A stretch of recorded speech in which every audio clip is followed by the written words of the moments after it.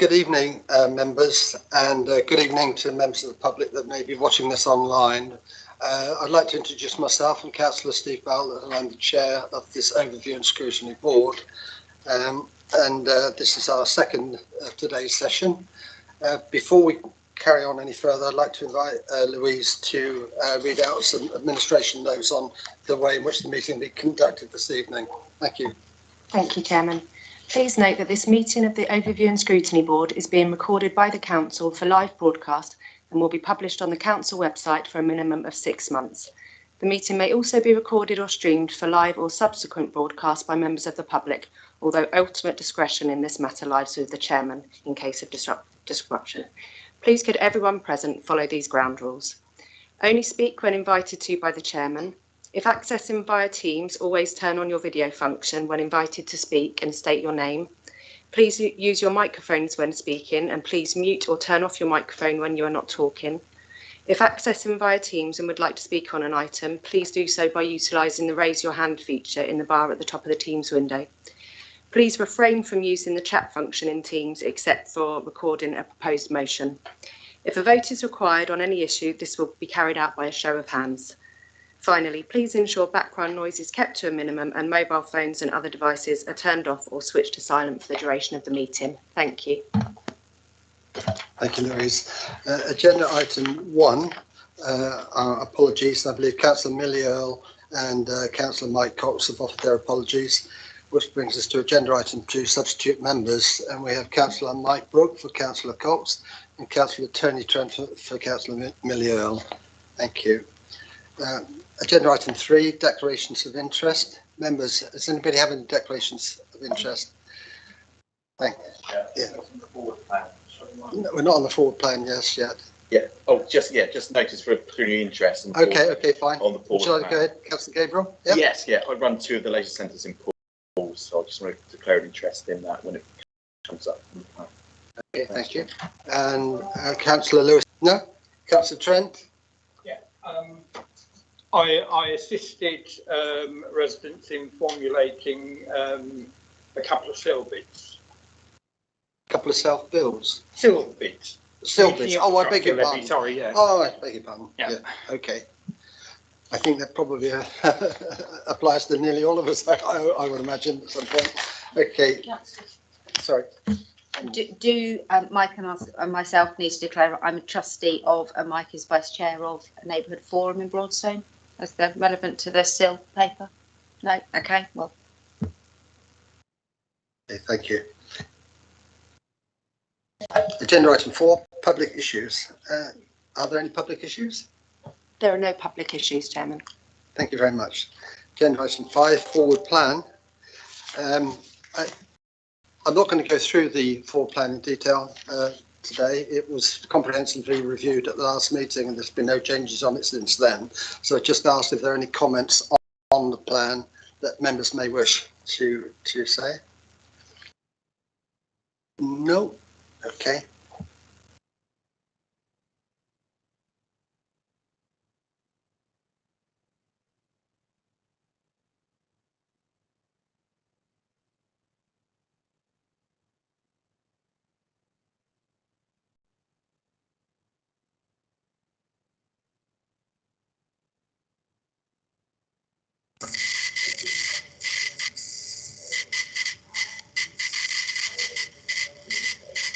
Have we lost the service hub?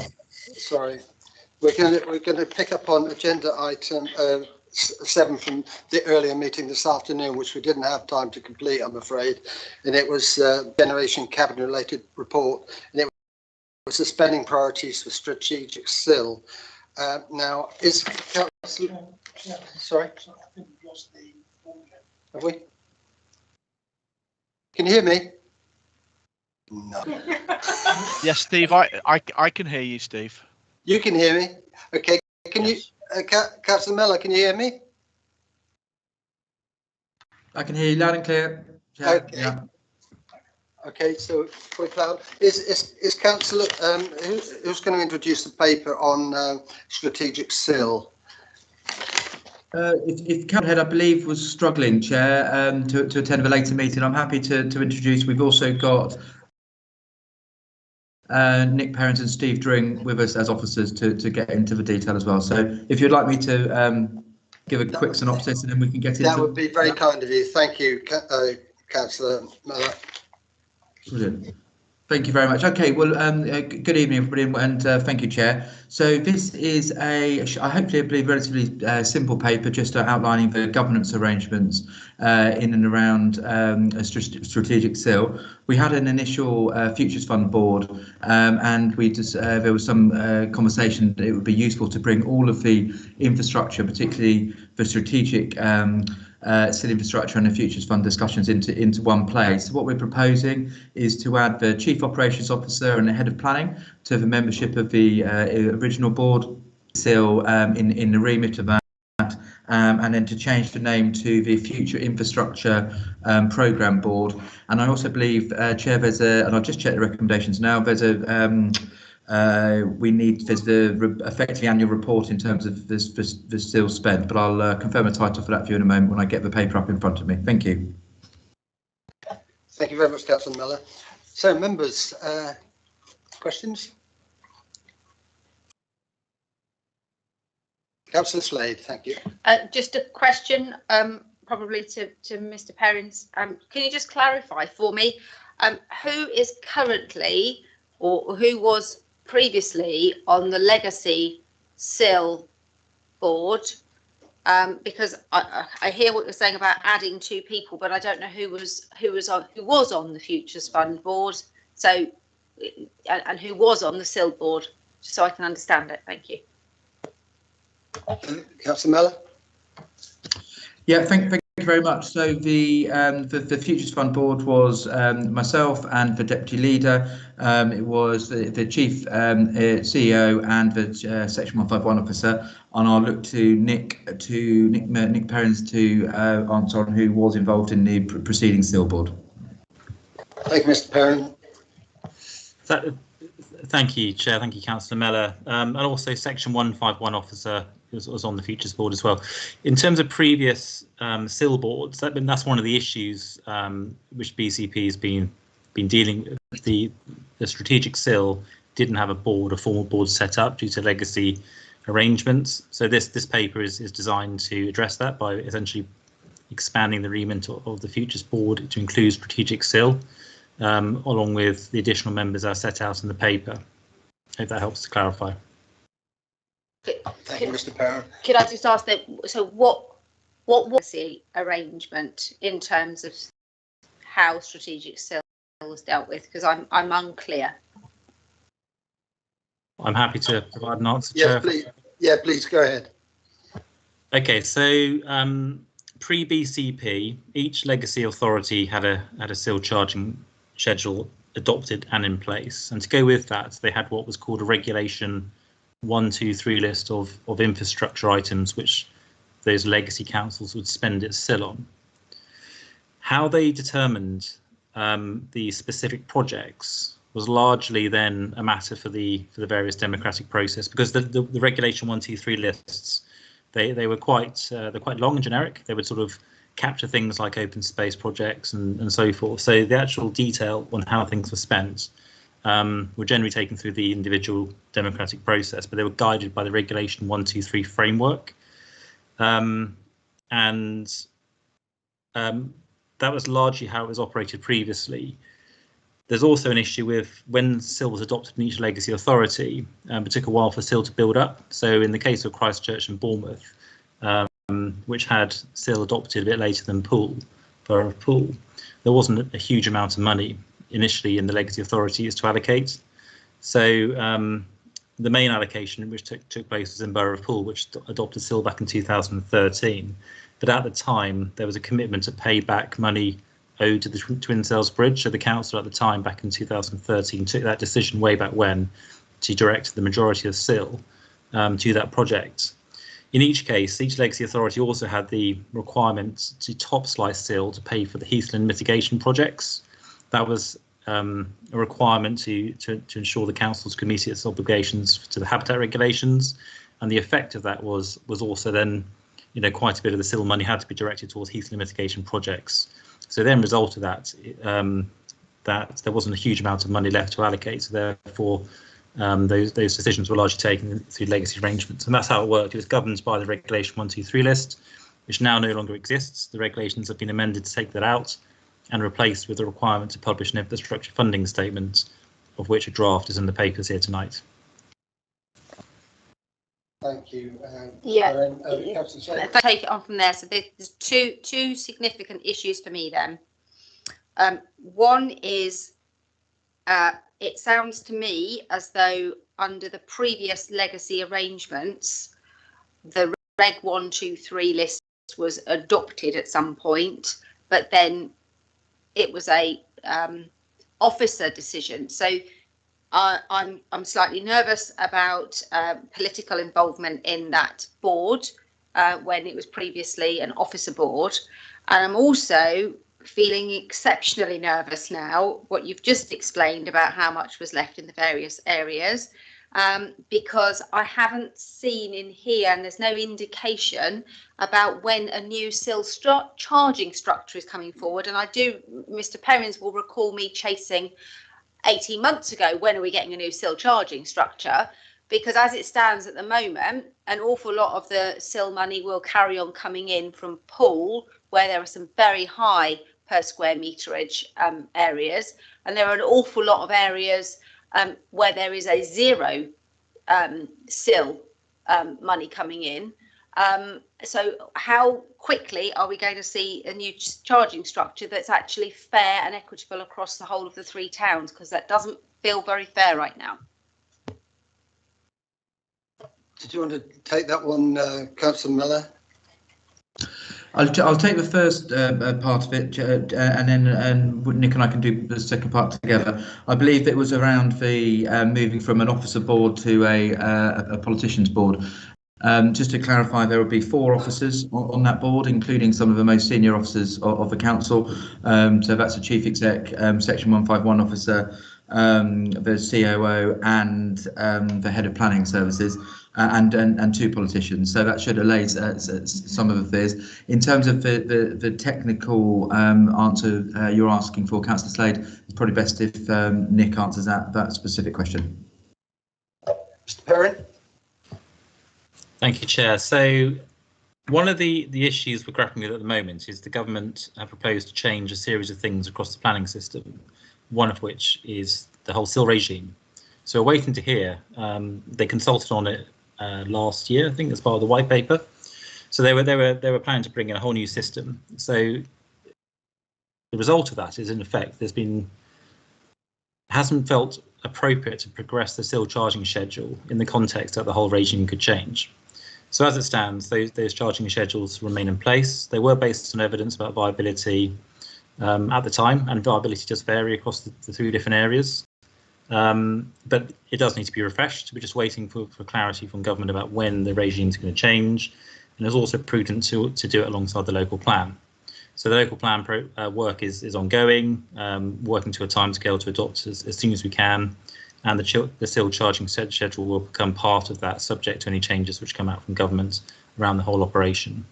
We heard a few weeks ago, actually, that the SIL changes may not be quite as extensive as they were previously thought about, but we still don't know. This is very much a case of waiting to see what comes out of government in the near future. Thank you, Mr. Perrin. Okay. Councillor Tony Trent, thank you. Thank you, Chair. On the strategic SIL, talked about having 2 politicians on the board. Will that include 1 opposition, or if it doesn't, should it include 1 opposition? Because one of the problems with potentially is the lack of transparency, and also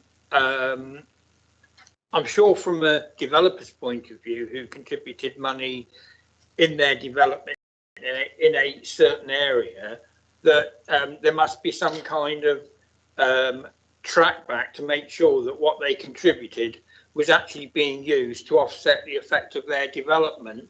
And so I'm worried about transparency of SIL, but also of it being a little bit of a closed group that considers it, albeit that it was at the highest level, it was considered by officers. But I think there was from memory, going back 6 or so years, I think it was a lot clearer how it sort of operated then, and now it all seems to be a little bit woolly and opaque. So I just really want to ask what's being done to make sure that this is properly transparent, and that contributions and the use of the contributions can be tracked back as well. Councillor Mellor? Yeah, thank you very much, and thank you for the question. I think that there is what we're trying to do here is to make this more transparent and improve the process. We're trying to make it clearer. That's why we brought it forward and together. I think it's worth saying that it goes from this board to Cabinet and Council for decision, so that is clear. And also, Chairman, the other effective paper as part of this paper is Appendix A, the infrastructure funding statement, which is an annual statement, and that again is in the public domain. So there is some transparency there. Specifically in relation to the question in terms of membership, the two politicians on it will be myself and a deputy leader of the council. Thank you. Councillor Edwards, please. Thank you, Chair. I just was quite surprised that we were looking to spend some of our SIL to give to the NHS. And whilst I understand with the increase in housing numbers, and certainly the ones that we'll be building over the next few years, and we hear a lot from our residents, I can never get an appointment with a doctor.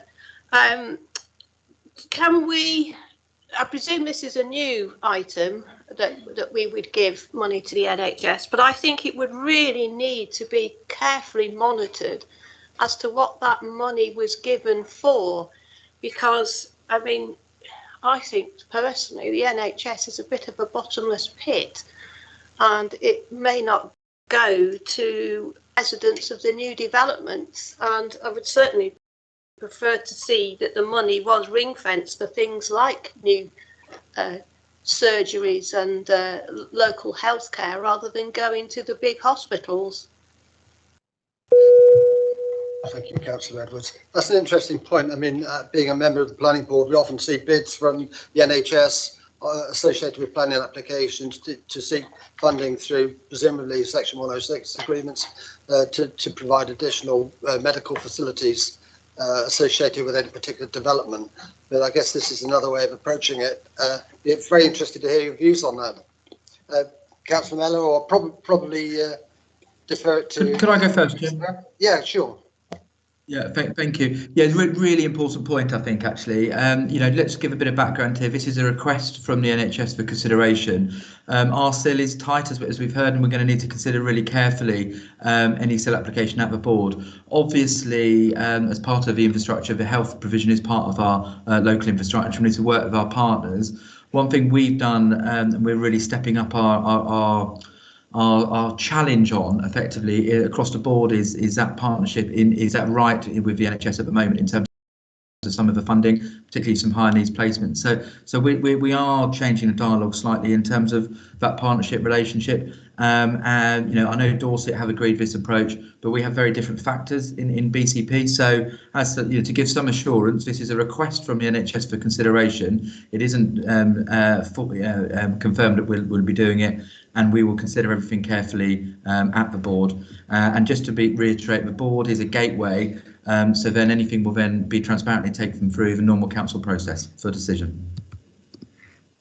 Thank you, Leader. Mr. Perrin, did you want to add anything to that? Councillor Mellor summarised it very, very nicely in terms of the NHS. It is a request which the council has to respond to. I think I just would like to point out that I think page 12 of Appendix 3, it does list the projects the NHS are looking to fund via SIL or other developer contributions route.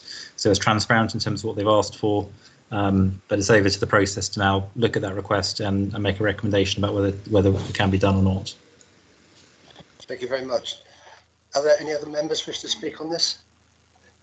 Councillor Howell.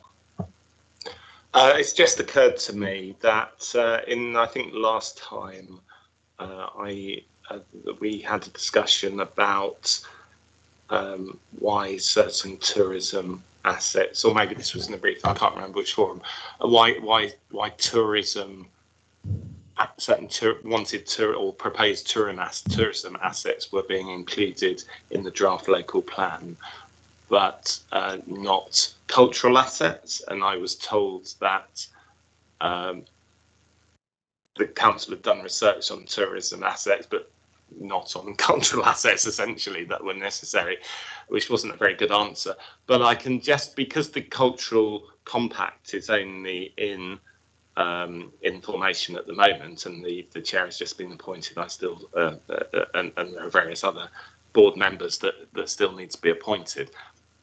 The anticipated provision of cultural infrastructure, which is needed and is behind the curve, if you see what I mean. So, you know, is that also being considered as you know, a potential use for the SIL? Councillor Miller? I'm not entirely sure if that question relates to the governance part of this paper. I think, what would I say about culture? So we are increasing our culture assets. We put culture at the heart of our plan: culture, community, children. So there's, you know, we will look to Futures Fund, you know, to address you know, and support cultural assets as we're in delivery of our big plan, as we'd look to deliver any others. This is specifically in relation to this paper, I believe, is specifically in relation to the governance framework, not actually what we should be spending SIL on. But, you know, I hope that gives Council House some comfort for this administration is taking culture very seriously, and we'll be happy to use Futures Fund and any other infrastructure funding to support it. Thank you, Leader. Yeah, thank you. Yeah, it's just we did seem to deviate on what it was going to be used for. So thank you. Okay, thank you. Councillor Gabriel. Oh, thanks, Chair. There's probably a question for Mr. Perrin. So I probably missed this because it's in the report. I was just looking at the neighbourhood proportion of SIL. Are we still going to decide that locally for a member-led committee, or will that be done by the board? Would you like to answer that, Councillor Miller? So apologies. Could we just, Councillor Gabriel, just repeat that? It broke up slightly on my connection. Oh, I'm sorry, Duke. It was the neighbourhood proportion part of the SIL, whether that still be done in a member-led committee or that be done by the new board. Yeah, thank you very much, Sean. Effectively, the process stays the same. It would be better, whether this is my paper, if there's anything more deeper than that we ask Nick Perrins to have a look at it. But I'm as far as I'm aware, the process stays the same. Nick, am I right? Chair? Yes, thank you. Thanks. Yes, yeah, the previous paper from a few months ago set up the process. There's a member panel cross-party which is meeting in a couple of weeks actually to consider the various bids we've had in. So yeah, the process stays the same. Thank you, Mr. Perrin. Councillor Slade. Thank you. If I just come back, what assurance can we have that the Strategic Infrastructure Fund isn't going to be funding barbecues on the beach and architecturally designed domed aviaries? Because I think most people who see strategic SIL and believe that it's there to mitigate the impact of 42,000 new homes in the next 16 years would not consider either of those things to be strategic infrastructure, but more of a folly. You know, I'm struggling because there's nothing in here that puts any framework around it. It's pretty much, as I had a conversation with Mr. Perrins the other day, well, the government says we can spend it on what we think we want to spend it on, therefore we'll spend it on anything. And I'm not assured that there's enough of a tight framework around this that it will genuinely mitigate the impact of more people in the area, which is what I think most people would expect. Councillor Miller. Thank you, Chair, and thank you, Councillor Slade. Look, I'm going to do this in two parts. I'm going to give a formal answer first. It still is about mitigating impact, which does include community facilities as appropriate for any growing city, and particularly a city that was, you know, a city by the sea. So I think this framework and governance will be really helpful, and all decisions will be taken in a transparent way, as our normal process. We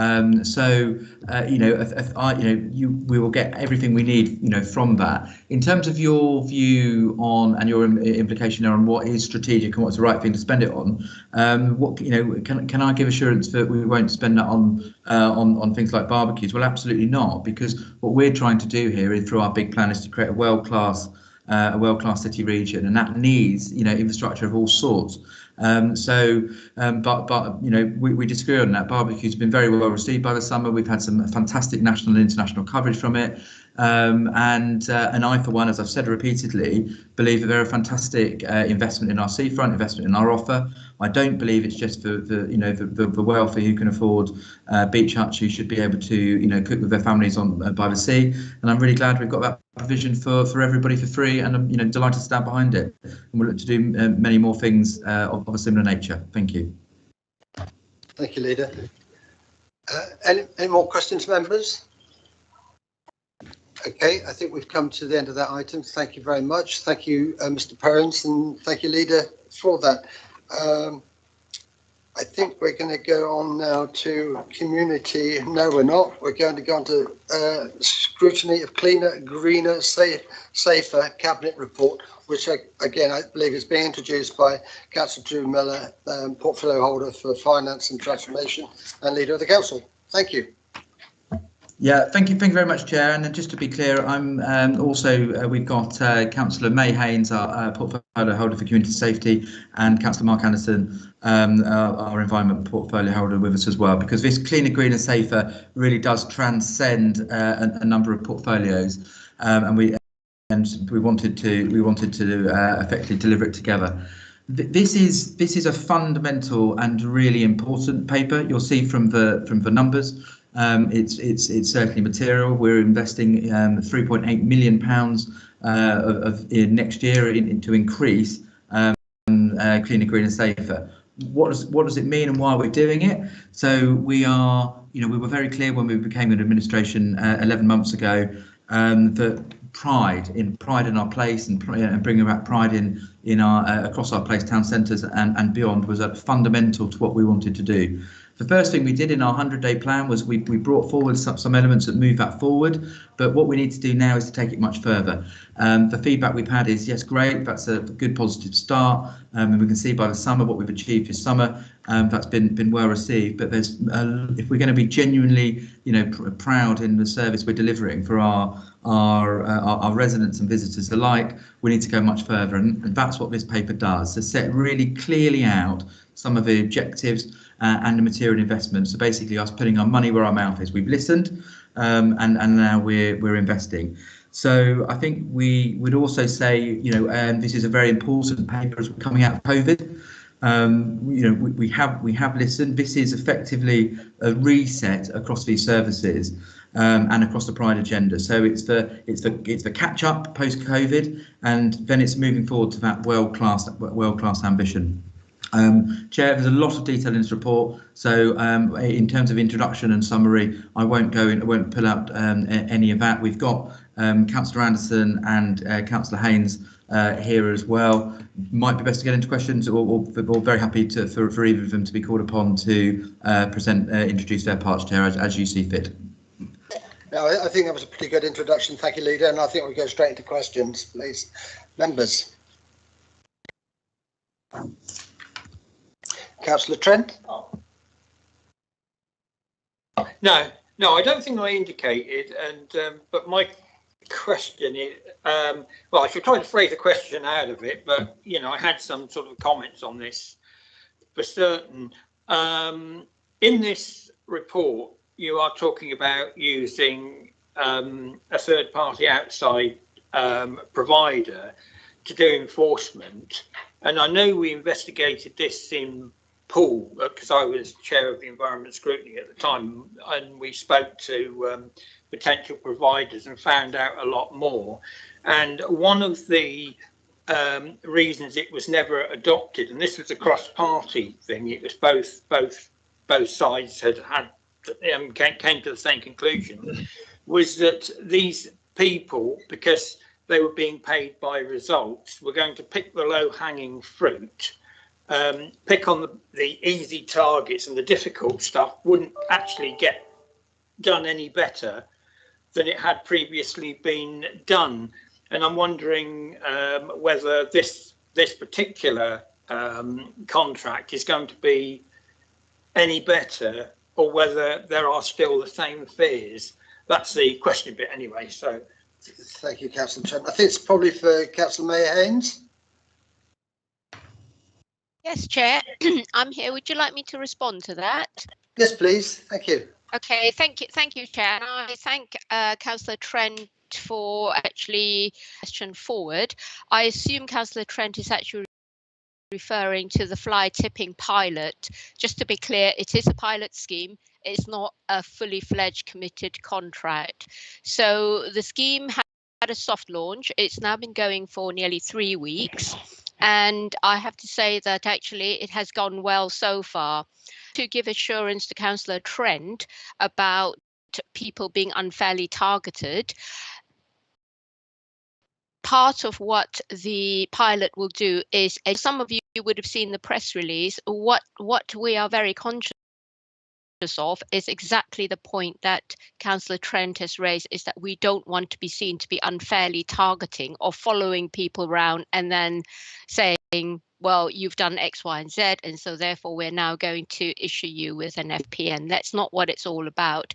A large part of the pilot, so we've been doing, or part of the pilot will involve going around and talking to businesses, particularly how to deal with their commercial waste. And then we would actually say, because some of them are genuinely unaware, so they will be given a grace period to actually say, well, actually, this is what you need to have in place. And then we'll give them the time to actually sort it out. And then, of course, a return visit will then be made at the appointed time. And if nothing has progressed, then there is a possibility that the situation will then be escalated. So it's just to give the assurance to not just the Councillor Trent, Chair, but to all members on the panel that the pilot for fly tipping, it's not to unfairly target people. It is sit with our cleaner, greener, safer, because fly tipping is an issue, and fly tipping, believe it or not, is classified as an eco-crime, an environmental crime. And a large part of it is actually education.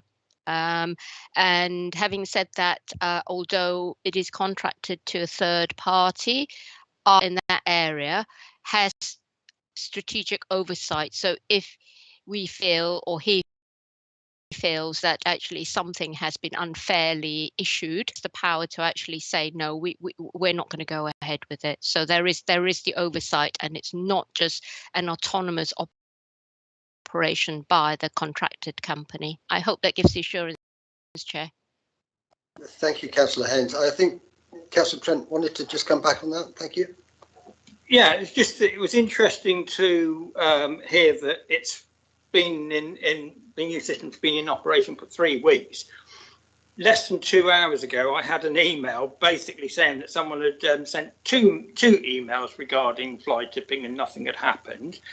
And I, remember that I'd backed up a previous complaint with an email, and I got an email back saying, oh yeah, it's been moved to another part of the council, and they copying in the new lot. 19 days later, they've contacted me and saying nothing's happened, but the grass cutters came along and shredded most of the fly tip, and there's now been an old van dumped in the place. So if this is a new way of doing things, it doesn't actually look very encouraging, because it seems that in this particular one, which was acknowledged by officers and passed over to the appropriate department, hasn't been dealt with. And there are other flights. There's one I've got to take up to see whether someone's caught anything on camera, because fly tipping is a major issue now, and we do need to get to grips with it. But if we've been on a new system for 3 weeks, then I'm slightly worried about the effectiveness of this new system. I think the old one was possibly even slightly better so far anyway. Thank you. Obviously, we don't want to get into detail on individual items, but maybe if there's a generality there, Councillor Haynes, you might want to just come back on. Thank you. Yes, Chair. I was going to give a general response, as you've indicated. There is an email address which is community.enforce@bcpcouncil.gov.uk. But I think what I need to do is explain a little bit further, if you can bear with the fact that there's going to be a little bit of detail that I'm going to go into, Chair. That with the fly tipping, there's the enforcement side, and then there's the clearing up side. It's actually done by two separate areas, if you like. So the enforcement side comes under communities, hence where we spearheaded the fly tipping pilot. But actually, once the investigation is done, then the clearance will actually then be the environmental team that will actually then do the clearance. What Councillor Trent has actually raised, I know it's a specific case, it's just to say that the pilot will only cover ones where, for example, there is a possibility of actually tracing it back to the originator, i.e. who actually committed the fly tip. And if it's, I don't know, a washing machine, for example, that's actually been dumped, there is no way that it will actually be possible, or very, very difficult, to trace who had actually dumped it there unless there was CCTV footage or something similar. So in instances where it's highly unlikely that it's actually going to be possible to trace it back to somebody or a company or a business, then it just goes down the normal clearance route. But as I say, it's been going for 3 weeks, and obviously there's kind of a bit of a learning from ourselves with our officers, but I think by and large it has actually got off to a good start. Thank you, Councillor Hayes. I mean, I have to say from my own experience that the collection of reported fly tips is exceptional. It's very, very quick normally. But having said that, Councillor Fear, I think you're next on the list. Thank you, Chair. This is the paper needed after the lockdown, so the money is needed as much as the focus and the planning. I see in this paper there is £200,000 investment in weed treatment, £200,000 investment in road signs revamp or cleaning up signs or replacing them if they're past their best. Green space investment, grass cutting that will not only be enhanced, but the staff on the ground will be given the modern tools to do the job. We will also be seeing more trees planted. The proposed strategy will also address sustained and restructured investment, meaning the residents of BCP Council will be getting value for money. All these points and more will benefit the residents who I represent in Kidston, as it's part of the levelling up agenda, and will support the wider community of BCP. I would like to ask the leader and the cabinet members on the time frame of how quickly we can get this paper moving in practice on the streets of Bournemouth, Hull and Christchurch. Thank you, Chair. Thank you, Leader. Yeah, thank you, and I'd answer for the summary, and I think you're absolutely right. What it's fair to say is I think we've already started. You know, additional money went in at the back end of last year. Additional money's gone in through this current year. We've got the actual timelines in Appendix 4 with some detail there. So that detail is there. But you know, if we just look at the amount of money that's going in, you know, this year and next year, you know, I believe it is 514k going into this year's budget. So this is money, you know, that over and additionally than we put in the February budget, partly because we've been able to through the £5 million financial outturn, and then we're also spending, you know, an extra 3.8 million next year. So it's already started. Specifically around this budget that is going in this year, longer work next year, and you know, refer you to, you know, Appendix 4, which one of my colleagues might want to talk about in some more detail. But it's starting this autumn, and we're going to get it right. Thank you. Thank you, Leader. I note Councillor Nigel Hedges is online. I won't ask you to speak just yet, if you wouldn't mind, Nigel, because there are a lot of people ahead of the queue. But I will be bringing you in when they've spoken. Thank you. Councillor Gabriel, please. Oh, thanks, Chair. I hope everyone can hear me okay. Just to say, welcome another ambitious report. I think it's got some really good detail aspirations in there. I think the first question I've got is for Councillor Anderson. I know we've had a great deal of conversations about grass cutting, which I can imagine most of my colleagues here, you probably get quite a lot of correspondences regarding this, particularly the summer period, is how we can take that forwards, because I think most of our residents support our biodiversity project ambitions. Also, they still want to see our green places and our roads looking as tidy as possible. So I believe there is a way we can do that, as long as you know, we are listening to our residents thoroughly, and also to our ward councillors. You know, and I welcome the opportunity you've given me to feedback directly to you about the spaces on the Catford Heath that I can influence. But I wonder if there's any way that we could work together to get some meat on the bones and some wording into a future report where we can get some more residents' input into that and councillors' input into that. Thank you. Councillor Miller? Oh, sorry, Councillor I believe that's Anderson. a direct question to Councillor Anderson, so I'll look to Councillor Anderson to answer that. Excuse me, sorry about that, Mark. Carry on. That's fine, Councillor Bartlett.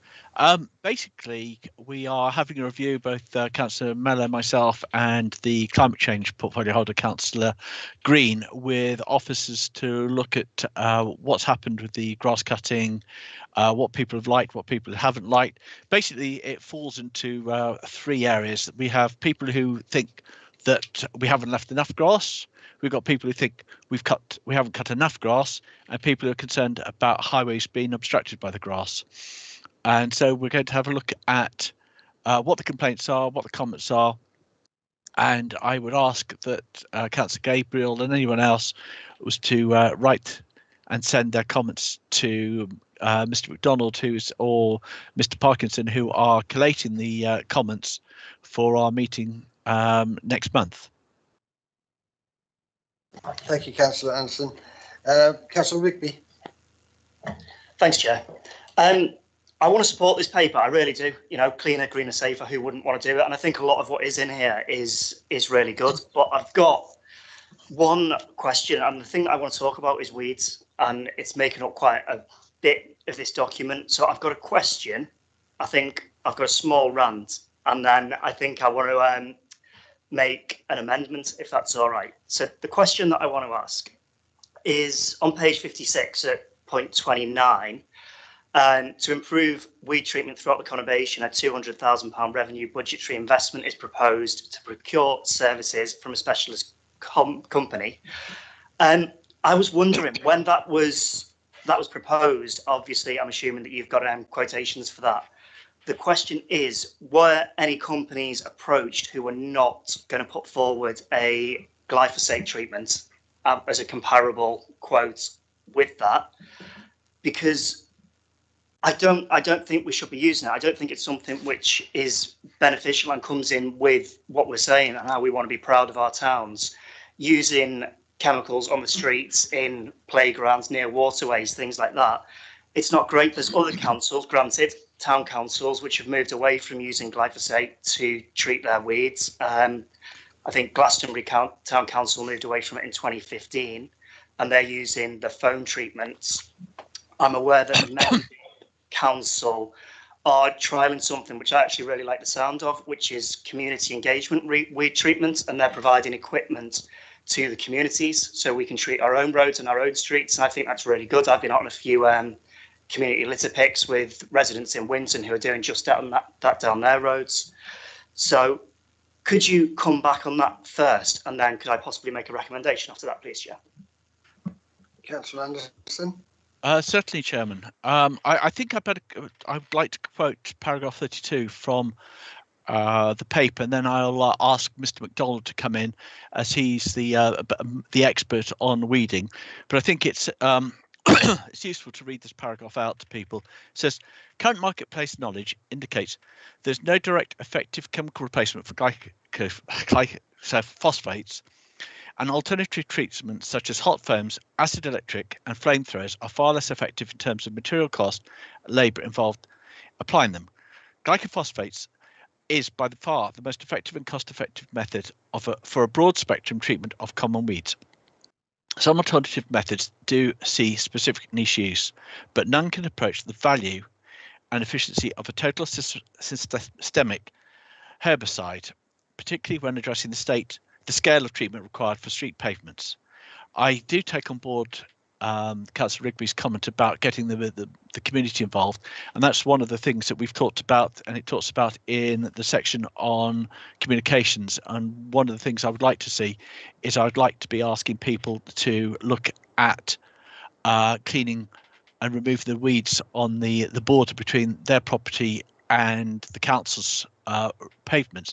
If people were to do that, then there certainly would be a lot less weeds to be removed, and for Councillor Rigby's favour, there would be very little, not necessarily as much need for glyphosates.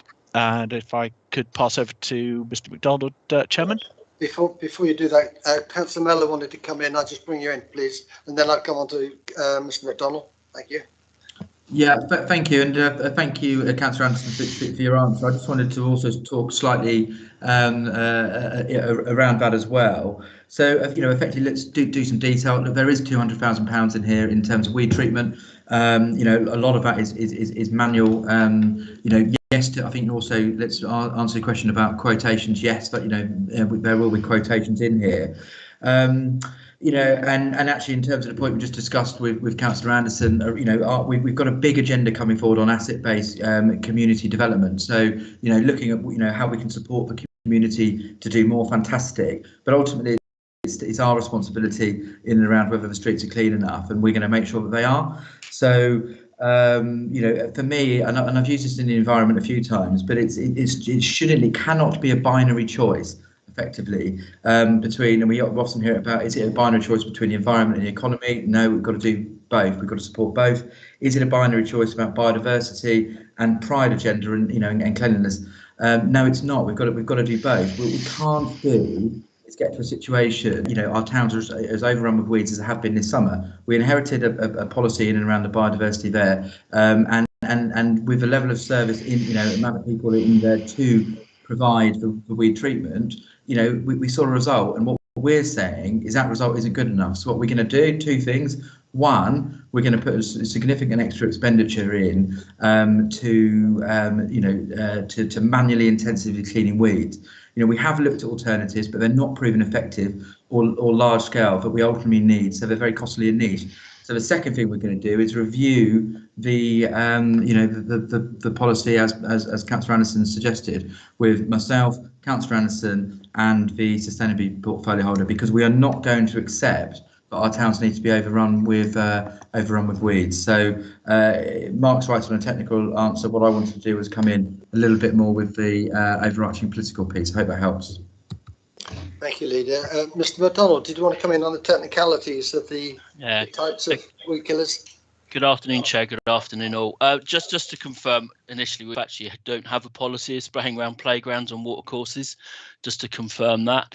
What I would also say is that we have alternative quotations, and over the last couple of years, we've also extensively looked at all the alternative treatments.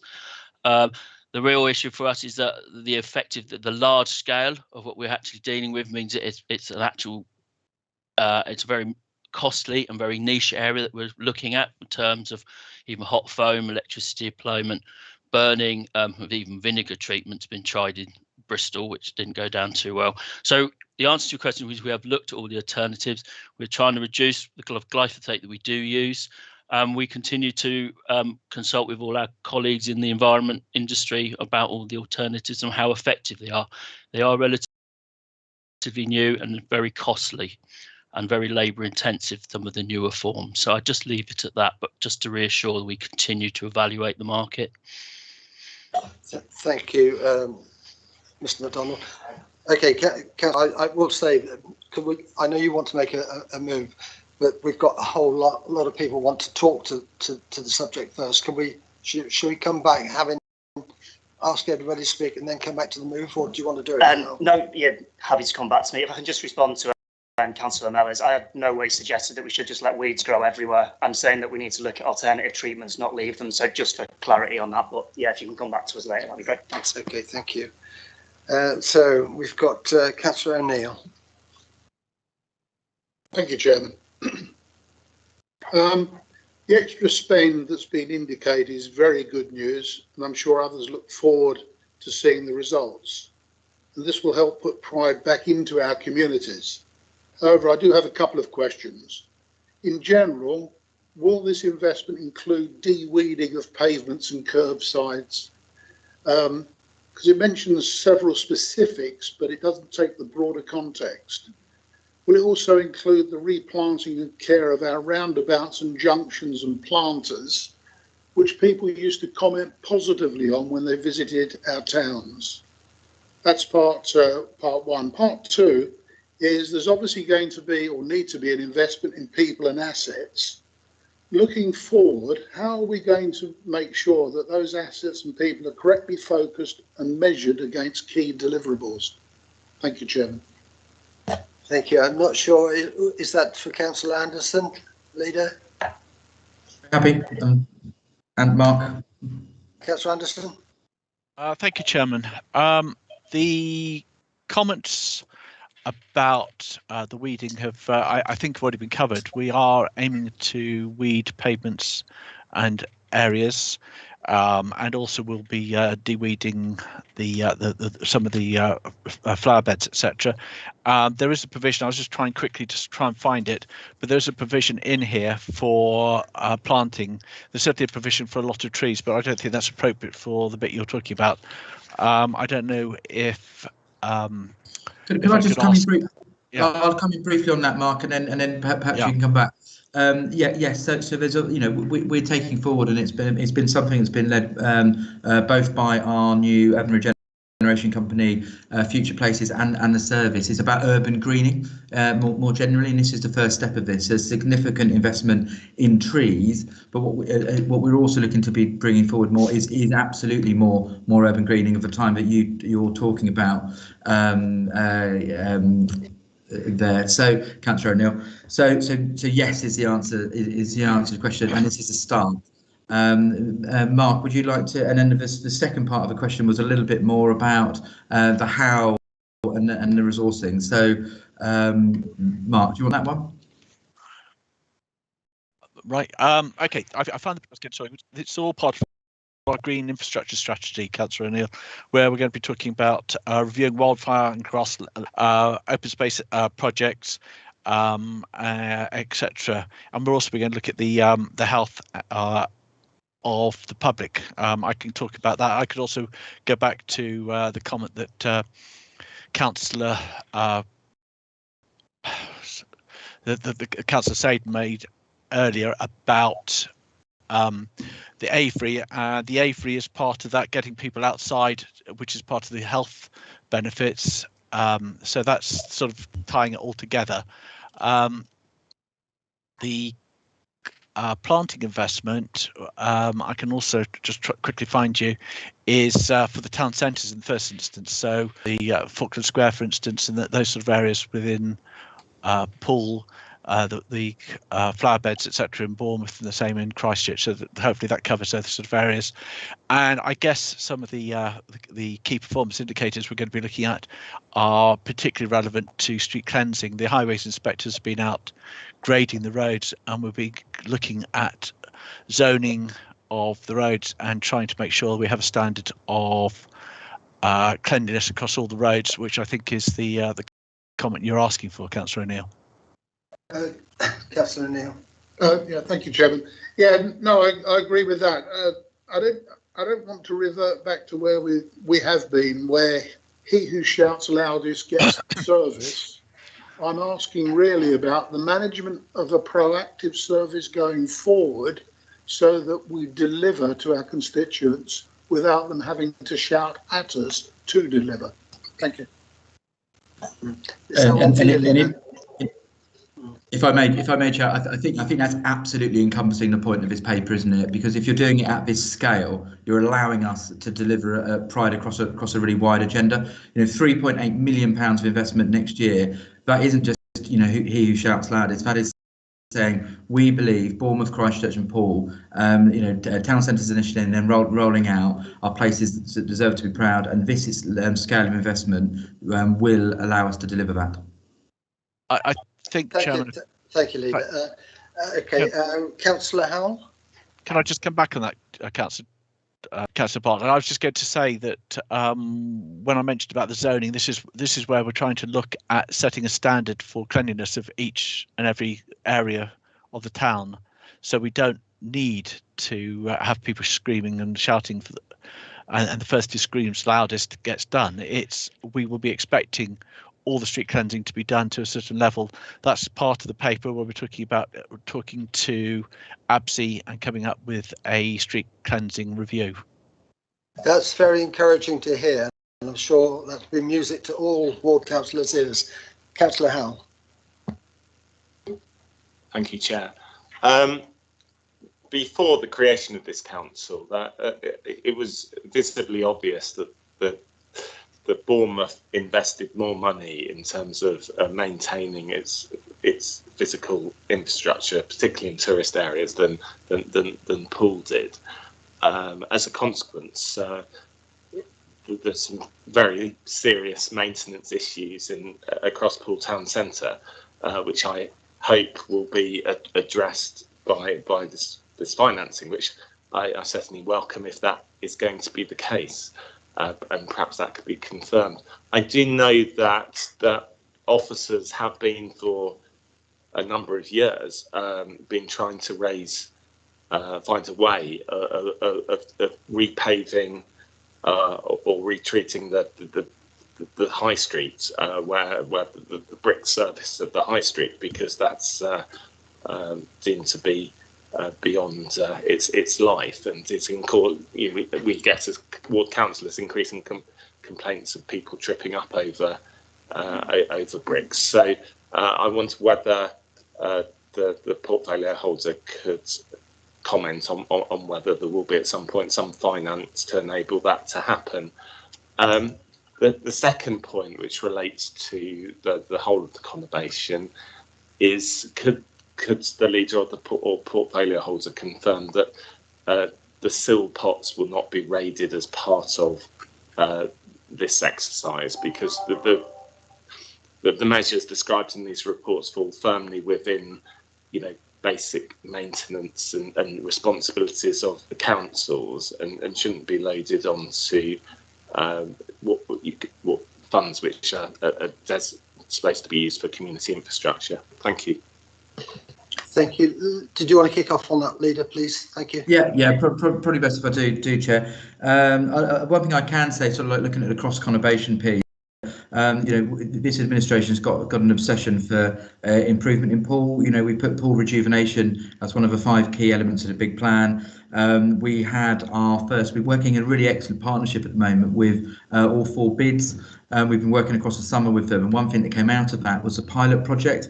So effectively, how we're going to do a lot of this work, and that pilot, started in Poole first. So effectively, we did the pilot in Poole because that's a place we needed to, uplift quicker. So hopefully that gives Councillor Howe some comfort. You quite rightly mentioned the state of the high street and the paving there. What we're looking to do, and I think it's just take a step back. Actually, I think you said quite clearly that officers have been struggling for years to find a way to do this. That's actually part of the point of the Futures Fund, isn't it? It's about saying that we need certain things, certain priorities that we need to invest in and we need to take responsibility for. So having £50 million to invest across that infrastructure piece, I think should be really helpful, and we recognise the poor paving there as well. We're looking at the new Future Places. Company is asked to put a further project into their remit, which will be around Poole Quay and Old Town. And then we know we've got the service have asked for a Futures Fund project in and around the wider paving up into the high street. So we're looking to address it. We've now got the resources, both in terms of finance, both in terms of the Future Places team. I think we're going full bore at trying to address some of the problems that Councillor Howe rightly has raised historically. I see Councillor Haynes has got yes, thank you. Councillor Haynes, did you want to come in on that?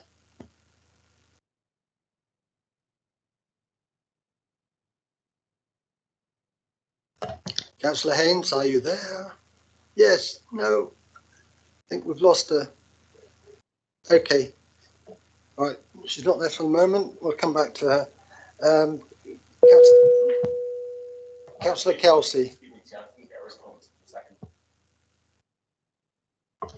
You are absolutely right. Yeah, maybe that's what Councillor Haynes wanted to state. Can you answer the part about the SIL not being raided to pay for all of this, Leader? I think we've sort of been through that in a previous paper to some extent. What we want to do is bring forward a broad range of infrastructure improvements. It's much needed. So we need a genuinely strategic way of looking at that. And all capital projects across the council, really. So I think by the previous paper that we've just moved forward, we'll actually, go some way to making sure it's a strategic way. So is strategic, will some elements still be used for improving pool? Absolutely, some elements still will be used for improving pool, but also futures fund. And by having a futures fund, we're able to do it above and beyond what we've been able to do before. In terms of this paper specifically, if we're talking about this paper, then there's a mix of revenue and capital in there. So there's a lot of improvements here that will be revenue spend, as well as some improvements that are capital spend. So there is a mix of SIL and wider futures fund investment coming down the table, and we're going to make the right strategic decision with the right people in the room, including now the head of planning and the chief operations officer, with a lot of the place responsibilities around that table to make the right decisions for the council in delivering our big plan. Thank you, Leader. Councillor Haynes, you wanted to come in. Yes, very quickly, Chair. I apologise. I actually temporarily lost connection, so I might actually end up repeating some of what the Leader has already said. But in terms of in direct response to the points that Councillor Howell has actually raised, as the Leader has pointed out, we are starting with the pilot in Poole. We're working very closely with Poole Bid. I believe that there will be a street audit. I think that's already happened, to look at things like street lamps, because we've got the heritage street lighting, just the cleanliness of the town in general. And I do believe that a deep clean was carried out earlier this year, and I went there about a couple of weeks after it had happened, and the town did actually look much nicer for it. So as part of the pilot, things like lamp posts, they'll be repainted, and town look and feel better. But also, obviously, there's the element of antisocial behaviour. It's going to sound a bit rude, but it's the only way to describe it. But you've got public urination. Those issues will actually be addressed. And I know particularly Bowling Green Alley has actually suffered for many years from this problem. And quite a bit of attention has actually been given to Bowling Green Alley. With our cleansing team have actually done a really good job tidying it up, working with the police. We're going to get the lighting improved. So it's just to give a flavour of, I know that's a specific case, but it's just members of the board a flavour of the sort of things that we will do that would actually make a real difference to an area. Thank you, Chair. Thank you, Councillor Haynes. Councillor Kelsey, please. Thank you, Chair. Yeah, I welcome this paper. I think it's way past. It should have been in a long time ago. So I really welcome it, and I thank you for the investment. Like you said, Chairman, I've had 3 lots of fly tipping in the last 2 weeks, and it's been gone within 24 hours, taken away, cleaned up, removed. We even had a case of where one of the neighbours spotted the fly tipper. The van was traced, ordered to go back and pick it up and take it away to a proper place. So that side of it's really good. It's just one. I've just got a quick silly question, really. It comes under the background of this. It's it's H on page 51. It says partnering with Hubbub and McDonald's to use artificial intelligence to map litter surveys and public behaviour. How is that going to work, and what is Hubbub when it's around? Is there a Hubbub expert amongst our? I'm happy to speak about that, Councillor Bartlett. Thank you. Okay. If I start a couple of years ago, Hubbub was invited into an Italian town of Sorrento to look at their rubbish that was scattered around the port and around the town centre. They used an innovative scheme using drones and AI to plot the movement of litter through the town on a time and spatial bases, and as a result of the work they did there, they managed to have a significant reduction in the amount of litter that was deposited on the streets rather than the bins in Sorrento.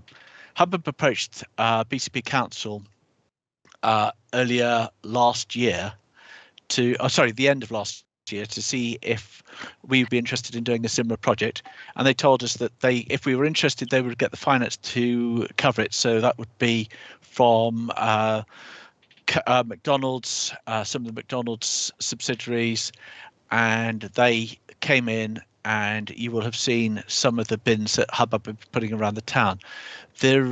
I can't remember the exact facts, but I have got them, that Hubbard in their first series came up with a large amount of different types of littering that was scattered around the town, one of which was there's a huge number of cigarette butts, which I think was about 44,000, followed by something like 34,000 pieces of paper napkins and things like that, which have been destroyed by birds. And they break it down. And the interesting thing about the Hubbard AI system is that they can use it to identify pieces of litter down to the size of a cigarette butt. I've been told, but I haven't had this confirmed, that they can actually also identify who the manufacturer is of the cigarette. And the idea is that Hubbard have come up with some bins that they are trialling. You may have seen in Boscombe, Councillor Kelsey, the cigarette voting bins. We've also got some voting bins in Bournemouth Town Centre. On the East Cliff, I think possibly in your ward, there is the disco ball, where if you put some litter into it, it will play tunes. The idea is to make it fun and interesting for a certain generation, should we say, of the population to come along and deposit the rubbish. Hubbard are now writing their final report for us, which should be going as part of our Leave Any Footprints campaign. Does that answer your question? Sort of. Thank you, Councillor Anderson. I need to remind you that some of the older people in Redhead and Northbourne also like discotheques and disco glass balls. I only said a certain generation, Chairman. Councillor Edwards. Oh, thank you, Chair. I don't really want to go any more weed questions and the experiment that we had with the grass verges this year, which was a disaster in some places and not so a disaster in others. But hopefully when the weeds are sorted, we will have a deep gully cleansing on this. There are certain roads, especially the tree-lined ones, that have a real problem with the debris sort of accumulating in there. But I'm mainly interested in how you're going to motivate the community to look after and take pride outside their homes and businesses. I mean, I'm forever picking up bits outside my house and along the road and getting my hoe out and getting the weeds out. And I don't honestly understand why people can walk past 3-foot-high weeds when they walk into their driveway, but I'd like to see how that would be motivated.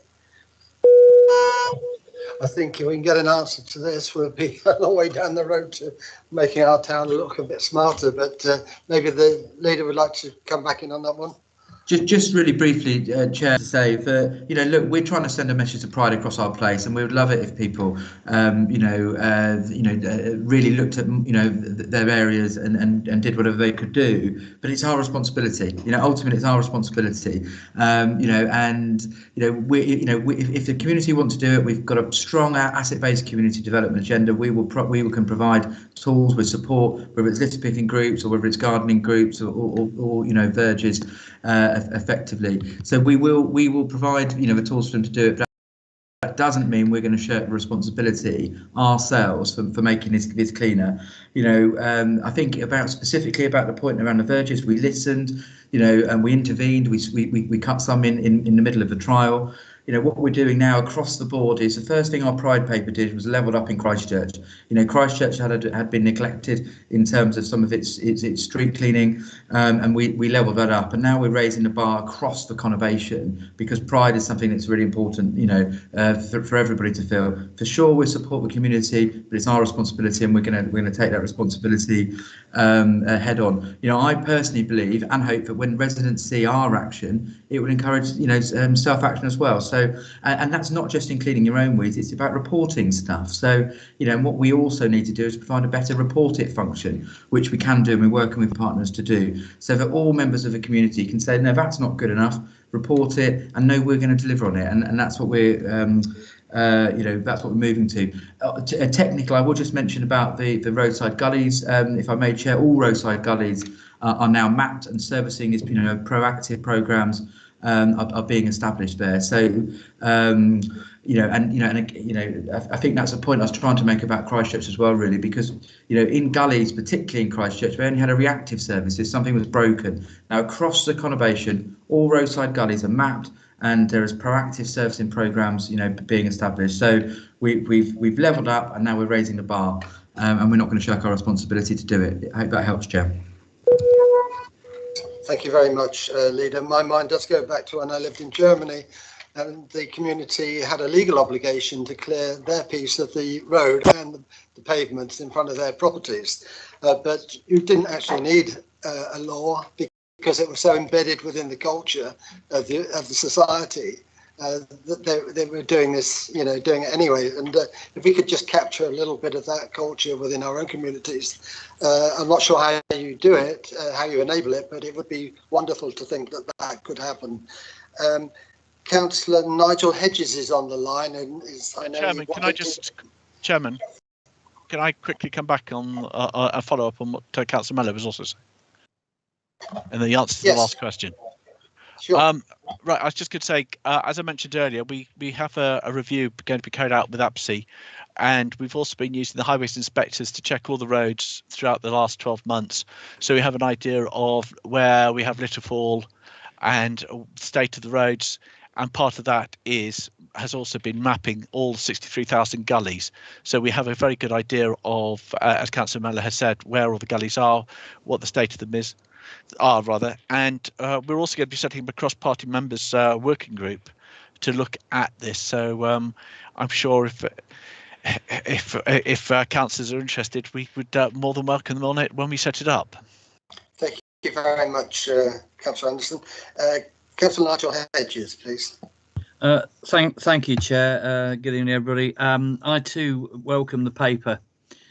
As I'm now in my 5th decade at the centre of Bournemouth retail, could I ask for some specific comments and expansion of the planned actions to tackle the following issues? And obviously, I'd like to see all proposed solutions to be applied across the conurbation, as the leader has just mentioned specifically on a previous item. I see regular stakeholders' reports, I either pick them up directly or indirectly, about begging, fly tipping, graffiti, and certainly I do my best to support the town centre councillors when those reports are all around where I am virtually every day of the week. Things like established sleeping points outside shops and closed major stores. A thought there might be to ask property owners to keep their curtilages clear and ask for their suggestions and involvement in looking for solutions, perhaps. I've not picked that idea up just yet, but it'd be nice to see that expanded. When it comes to graffiti on private properties, obviously our graffiti team responds superbly well to general graffiti, but on private properties, BCP cannot clean it off without the property owner's permission. I'm not quite sure where we react and how we react in speed terms to obscene graffiti, but I know that it's usually tackled instantaneously. But it'll be interesting to see what the protocols are coming out of this paper of the how we will work more directly with property owners' permission when the graffiti is on private properties. A boards, this is something I've been involved with for over a decade. Again, BCP has a legal obligation to keep the highways clear. A boards away from the commercial businesses, curtilages, which can cause an accident, say a trip hazard, provoking maybe a broken arm, say, would result perhaps in a £10,000 non-insured claim. I mean, that would be pretty eye-watering for any independent business. Obviously, I fully understand and appreciate that there has been leeway during and after the COVID lockdowns. You know, this is understood that businesses have struggled to keep going. So, but certainly as we return to what we would now be calling normal, it'd be nice to know about how we're going to approach A-boards that can be up to hundreds of yards away from where the business is actually sited. Obviously, fly tipping is very important at the moment, and good to see great progress going on there. But fly posting is something that we've suffered from around the conurbation for some time. Again, BCP has the legal duty to remove potentially dangerous distractions to drivers, say banners on bridges, placards on lampposts and roundabouts, crossings and junctions. I'd be interesting to hear about further plans for enforcement, maybe even written advice in the first instance to those proclaiming their wares in unsuitable areas, and also to a degree when it progresses to fines. Just a couple of quick PSs. I've met with one of the WISE operatives, all to their professionalism, and I hope that the project progresses as we would wish, and they can be an effective force for the good of what we're all trying to achieve for all our towns. And a final PPS on the fridges issue. There was one in Albert Road this morning, and that was expected to be cleared within the hour. So I'll be checking on that either later or tomorrow morning. Thank you for my contributions, and any responses specific or at a later date would be appreciated. Thank you, Chair. I think a lot of that was addressed to Councillor Haynes. Would you like to, am I right? Yes, Chairman. Thank you. Would you like to come back? Yes, please, Chairman. So I hope I've actually noted down all the many points that Councillor Hedges has actually raising those. And I also thank you for the positive feedback you've actually just given about your engagement with WISE, who are the company that we have running our fly tipping and fly posting pilot. So I'm not going to do them in any particular order because I mentioned fly posting. The pilot also includes fly posting, and I've actually been doing a bit of work with Councillor Hedges on a particular if you like, offender, if I can call them that, who's been fly posting round and about big posters. So we've been doing a piece of work with WISE to deal with that. As I say, they will actually prosecute if there's sufficient evidence. So from the positive feedback that Councillor Hedges has actually given, I'm hoping that that has actually brought about outcome and hope that these people will actually then think twice about wanting to fly post again. So then coming back to the points that Councillor Hedges raised, begging, that is an issue, but I think that it is actually down to it is actually down of the number of people that are begging in the town centre.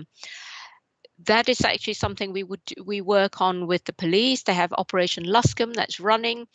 And if they are aggressive, so that's the thing, is aggressive begging. If someone is just sitting there with a receptacle, if they're not aggressively begging, that actually makes it a little bit more complicated because the legislation only covers aggressive begging, which could be if they actually say, will you give me some money? That could be construed as aggressive begging.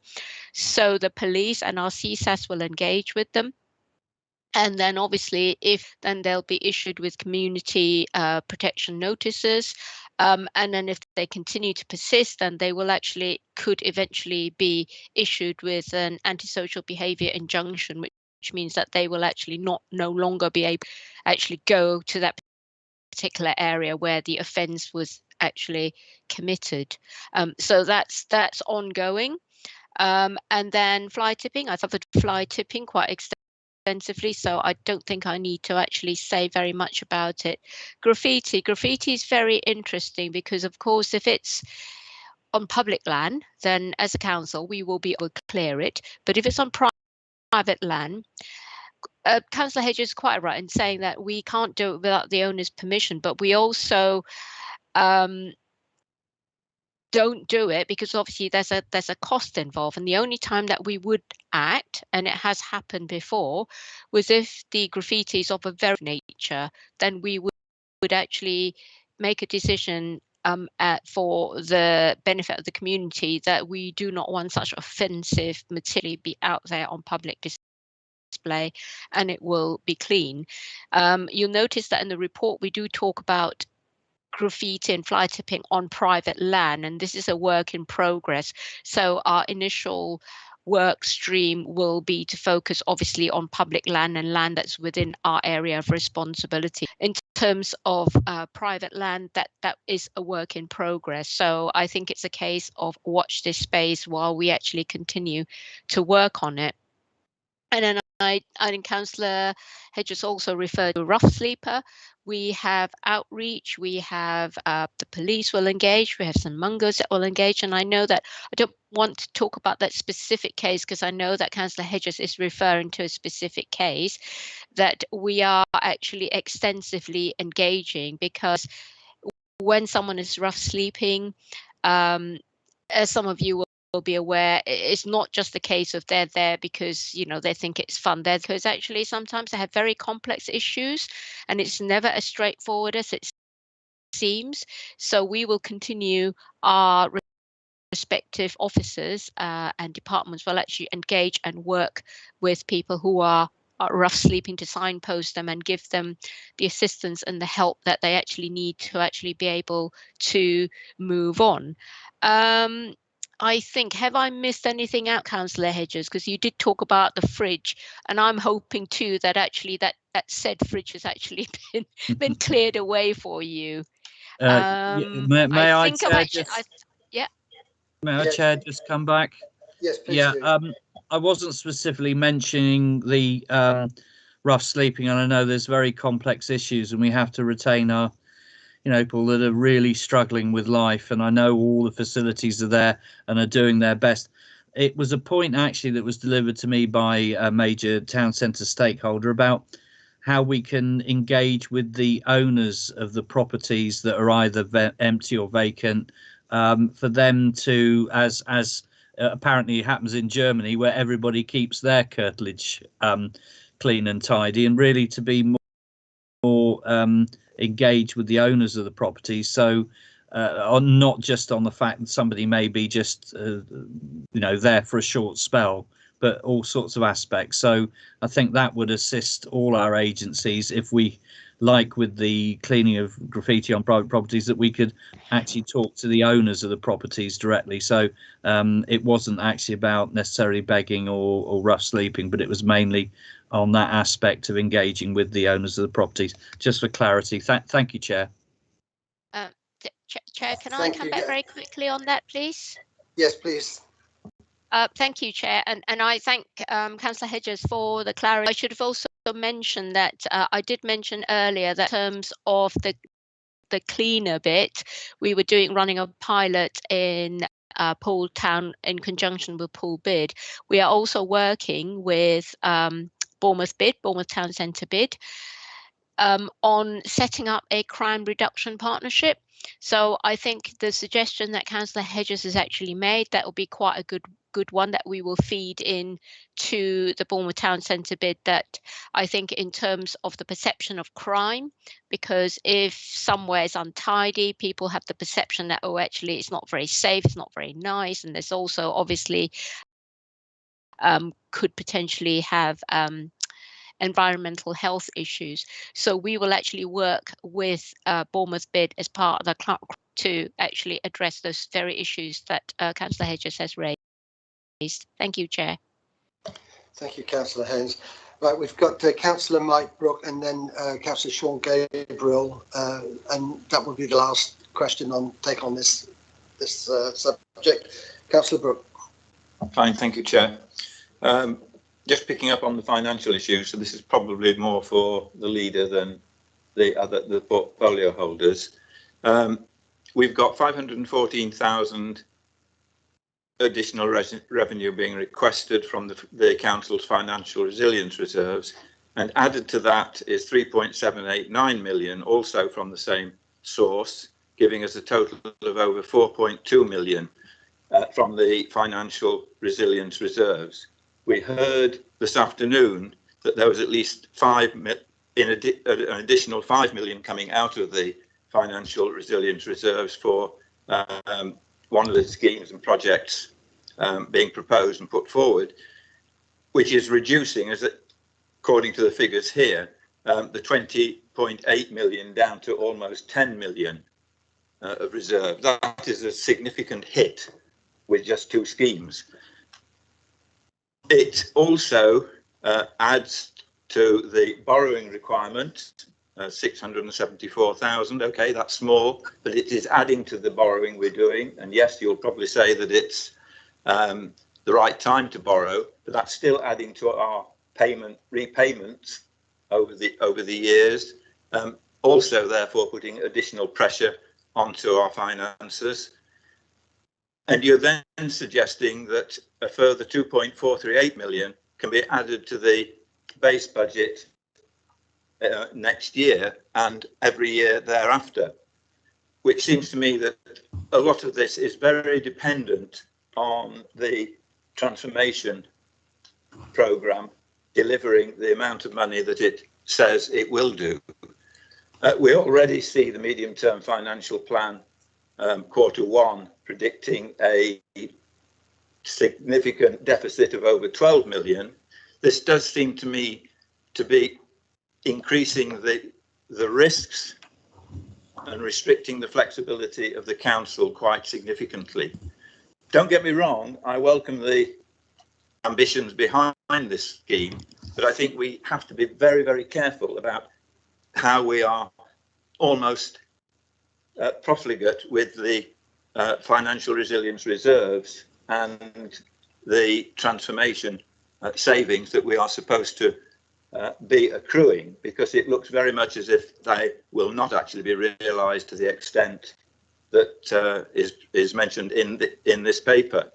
So we have a responsibility to our residents to handle our money very carefully, but all I'm seeing at the moment is spend, spend, spend. Would you like to comment, please, Leader? Yes, Leader. I mean, actually, it's the second time the same question has been asked today. So would you like to give a response? Thank you. Yeah, really happily and really passionately, Chair. I think there's a lot in that, so perhaps give me some time. You know, I'll start from and talk about being. I think I'm right in quoting you, Councillor Brooks, then profligate with a transformation savings. You know, the point of transformation was to improve, you know, BCP as an organisation. We want to save over, you know, 40 millions of pounds a year recurring. You know, by creating a world-class organisation. So do I think it's profligate to you know, increase investment across our towns on pride and making it well? Absolutely not. You know, you talk about utilising and reducing our flexibility. Well, this is an administration with a record of massively increasing our flexibility in and around financial resources from an administration previously that, you know, cancelled all of its priorities during the last financial year. We are massively under-borrowed, as the reports suggest. So what we're looking at doing in the last audit and governance report was to, if we bring our borrowing to the middle point of councils of, you know, of this size, that's an extra 212 million pounds we could borrow, and that would only make us at a middle point. So we're massively under-borrowed, and this is the time to borrow. All of the investment is in the you know, any capital borrowing then hits into the MTFP. And I appreciate this actually is to make a change this year, which we are doing because we want to step up improvement now. It has to come out technically of the financial resilience reserve. The Councillor Britt will notice we overperformed by £5 million last year. So we increased the financial resilience reserve by over £5 million. And what we're doing, literally, I think it was 2 months ago, we put that through. So it was in the last full council cycle. Now we're releasing just around about £500,000 of it. So this isn't spending our AMR reserves. This is spending the savings we've already made from last year. What we will look to do in the future budget. So again, it isn't coming out of the financial resilience reserves in the future. It will be the financial budget we bring forward in February. We're not going to wait until February because pride in our place is fundamental to what we want to do. We have a really clear record, from the Liberal Democrat led, finance function in this council under Unity Alliance of not spending, of not investing. You take, one example, Councillor Haynes was, hiding her light under a bush there. She's increased under her watch the CSAF spend by 371%. That's massive. We've launched a fly tipping pilot. We've increased. We've delivered a health hub. We've done an absolutely huge amount with people in Poole Town last week. Hoeing the weeds. We're painting benches. Painting. Lampposts. We are committed, absolutely committed to financial. Well, one, we actually understand our the budget position, which is something I'm increasingly convinced the previous administration didn't do. And then what we're going to do with that, we're going to invest it in our priorities, and we're going to make a world-class place. So I absolutely am not going to take any lessons. And I appreciate the spirit in which the question was asked, but I'm not going to take any lessons from the previous administration around their financial running, and also about how they've invested in priorities. We're delivering, and we're committed to delivering, because we're going to make this a world-class city region. Thank you, Chair. Yes, thank you, Leader. Did you want to come back? Councillor Brooke, thought you might. On that. Thank you very much for your political answer. Nothing less would I have expected.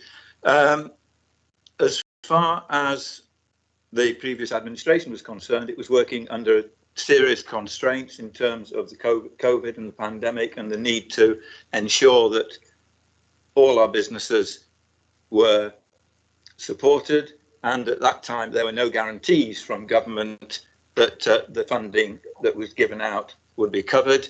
I think you are therefore rather wrong in the way you claim success with your 5 million, which was a benefit or a bonus that came from the government at a very, very fortuitous time. However, coming back to the paper before us, you said that it was 514k coming from the financial resilience reserves. If you read further down, paragraph 65, 66, it is actually another 3.789 million, which is 4.2 million this time coming out. As I said, the two schemes that were mentioned today is around 10 million. The additional borrowing. What you're looking at is very much it's effectively a live now, pay later scheme. So much of the funding is actually going to, and payment and costs are going to be thrown upon future council and future years. You still haven't actually said where the 2.438 revenue is going to be coming from, because clearly it can't come from the 3.78 million, which is not a base budget figure. It has to come from somewhere. Clearly then that must come from the savings, if there are any. So I find this still, I hope it works for the residents' sake, but you are increasing the risks and the cost pressures on the council for the future. And that has to be given serious consideration. Did you want to come back, Leader?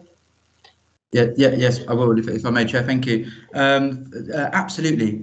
Is our budget underpinned by transformation savings? Is it because we're committed to transformation across this authority, and we believe there's a more efficient way to run this authority? What we did do, let's talk about some facts, is we inherited a medium-term financial plan that was looking for £15 million of transformation savings in this year. We then cut that in half to 7.5, because the right way to do this is to do it when you've made the additional investment. Budget is actually less, underpinned by transformation, certainly in the short term, than the previous administrations was.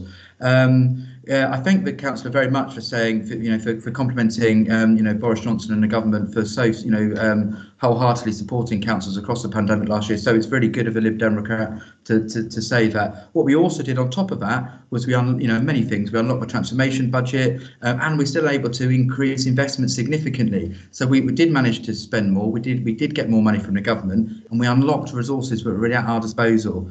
And you talk about there was the previous administration had a very difficult financial time. I inherited on the 1st of October last year a medium-term financial plan in excess of £50 million in deficit for that current year, and we delivered a £5 million outturn. So nobody inherited a worse financial position than this Conservative administration did, and we delivered on it. Chair, one technical point, and it's actually I totally understand where you've gotten to about the 2.4 million.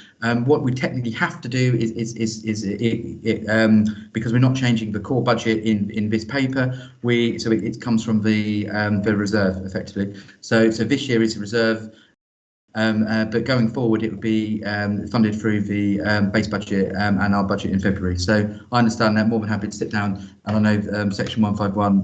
We're happy to spend some time talking to Councillor Brooke or Councillor Cox about that technicality at any point. Thank you, Chair. Thank you, Leader. Councillor Gabriel, please.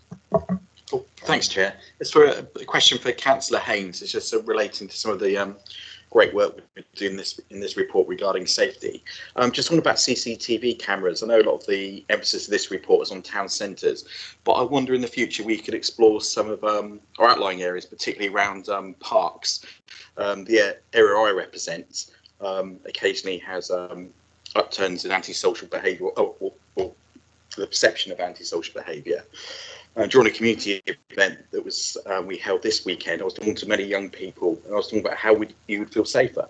And a lot of the young people were saying, "Oh, there was cameras there to deter some of the unsavoury conduct of some people. That would help them access those parks and feel safer." So it's one of those things that we could perhaps explore in the future. Particularly, we've got the technology of 5G coming in. So whereas cabling was probably an issue for us in the past, perhaps with that new technology we can utilise that to make some of our open spaces and parks safer for our young people and families. Councillor Haynes, is that something you wanted to come back on? Yes, please, Chair, if I may. Thank you to Councillor Gabriel for raising that. Yes, CCTV, that is an interesting tool that we use to actually deal with antisocial behaviour. But I think with CCTV, there's always the concern that, particularly if you're talking about a play area, I would actually have concerns because you have young children there. So I think it's one of those where if there is a community request for a CCTV, we would always, because it depends on why it's needed. Then it depends on whether there is a suitable location where the camera can be mounted. And also, I think we do have cameras that actually do use Wi-Fi signal. Not all of them are hardwired, cabled in. But what we're actually about to actually start is a CCTV camera strategy as part of our overall community safety. We wanted to look at where we are with CCTV and where we would like to go with CCTV as part of the strategic plan on how we tackle antisocial behaviour. And it's a case of the most appropriate solution or the most appropriate action will be actually put in place. Then it will be something that will be given great consideration. It's not just, won't just be limited to the main town centres, although our focus for the Cleaner, Greener, Safer is focusing on the town centres. But when you have a safety issue, which actually is making your community feel unsafe and feel threatened, then please do get in touch with me, because we take any safety concerns for our community very, very seriously. Thank you, Chair. Thank you very much, Councillor Haynes. I'm going to put the debate to a close now. I beg your pardon. Councillor Rigby, yes, I was going to come back to you. You wanted to make a move. Yeah, please, and I'd still like to do so. I think after the answers that I got before from the leader and the portfolio holder as well. It shouldn't be anything which is too contentious. The main reason that I can't support this is what we was talking about with the glyphosate and their answer saying how alternatives have been looked into and will continue to be looked into. It gives me confidence, but I'd like to see that represented within the paper rather than it just saying that the alternatives are currently non-viable. So what I'd like to do is just add a recommendation at the start of the paper, and just for it to say, Cabinet notes that pesticides do not just harm the organisms they are designed to control, they also have a major impact on non-target organisms, including people. Alternative weed treatments will continue to be explored. And I'll just drop that in the chat as well, but I'll look for a seconder if I may. Okay, we have a move seconded by Councillor Trent. He was the first one to put his hand up. Members, anybody wish to discuss the move? Councillor Howe. Yes, I mean, I agree with this amendment proposed. When my experience of walking around Poole Town Centre, where after spraying has happened, is that it doesn't seem to be done in a very targeted way. I understood the best practice is to actually put the weed killer direct onto the weeds, but when you walk around, you see a line of spray as if somebody has just been walking around with a constant spray from weed to weed without and in between where there are no weeds. And clearly, you know, that's not desirable. But I think, you know, we should be looking at other ways, and particularly as a lot of people are unhappy with the fact that we only spray weed killer twice a year, and in the increasingly warmer climates, and we have a microclimate down here, you know, the weeds grow very quickly. So we're not even capable of meeting the demands of many people, and we need to change the mentality and push some of that responsibility back onto the public and encourage them to come out and take responsibility for addressing the issue as well. Thank you. Any other members wish to speak? In which case we go to the vote. Chair, would it help if I did try to message in the chat bar. I'm perfectly happy. I understand the spirit of what Councillor Rigby is suggesting. This might not be good enough, but we're perfectly happy around the last part. Alternative weed treatments will continue to be explored. Absolutely, and that's a genuine commitment. You know, I'm uncomfortable about you know, noting the detail in the top part. I just don't think we need to. What Councillor Rigby is trying to get to is the point about alternative weed treatments continue to be explored. So happy to accept that. But obviously you've got a process to go through and vote. So I don't know if Councillor Rigby would like to sort of accept that amendment from me, but obviously you've got your own process to go through, Chair. Thank you, Leader. Councillor Rigby, given the commitment the Leader has made, and it, you know, actually your move was that the Council continues to consider alternatives, and which is what the Leader is committed to. Do you still want to progress the recommendation? The first bit of where I took the recommendation from is from the Pesticide Action Network, so I think it's something which is worth considering. I do appreciate the Leader's commitment to do this. Second, but I'd like to also consider just putting in the deal. That'd be really appreciated. Yeah, if I may, through you, Chair, it's just I'm not trying to be particularly over the top, but the first part is just verging on slightly political. You know, what we're committed to absolutely and categorically is alternative weed treatments, you know, continuing to be explored. So I'm sure there's a way through. But I think that would be something we'd happily take forward in the paper, embellishing the paper. But I'm just uncomfortable with the first part, you know, regardless of where it's come from. Thank you, Chair. Thank you, Leader. Councillor Rigby. Yeah, while we're doing it, I'll carry on with the political bit just for the sake of the vote and get it done with. But if it can be put through, I appreciate it. If it goes, it doesn't necessarily have to be. But if you do commit to that, that'd be ace. So. Thank you. So you want to go ahead with the okay, seconded by Attorney Trent. There's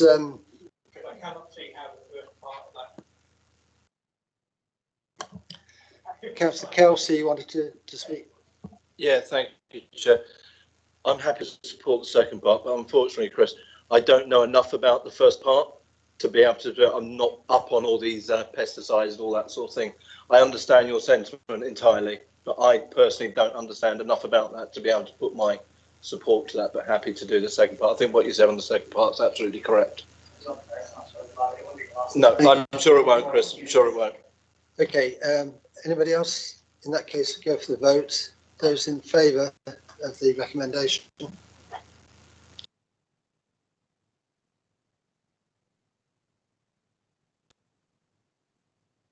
Seven. Those against?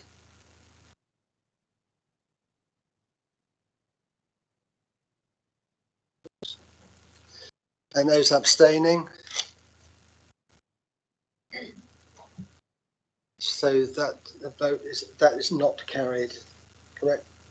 It's carried. Oh, it is carried. Sorry, it's carried. Beg your pardon. Okay, it is carried. Thank you. Sorry.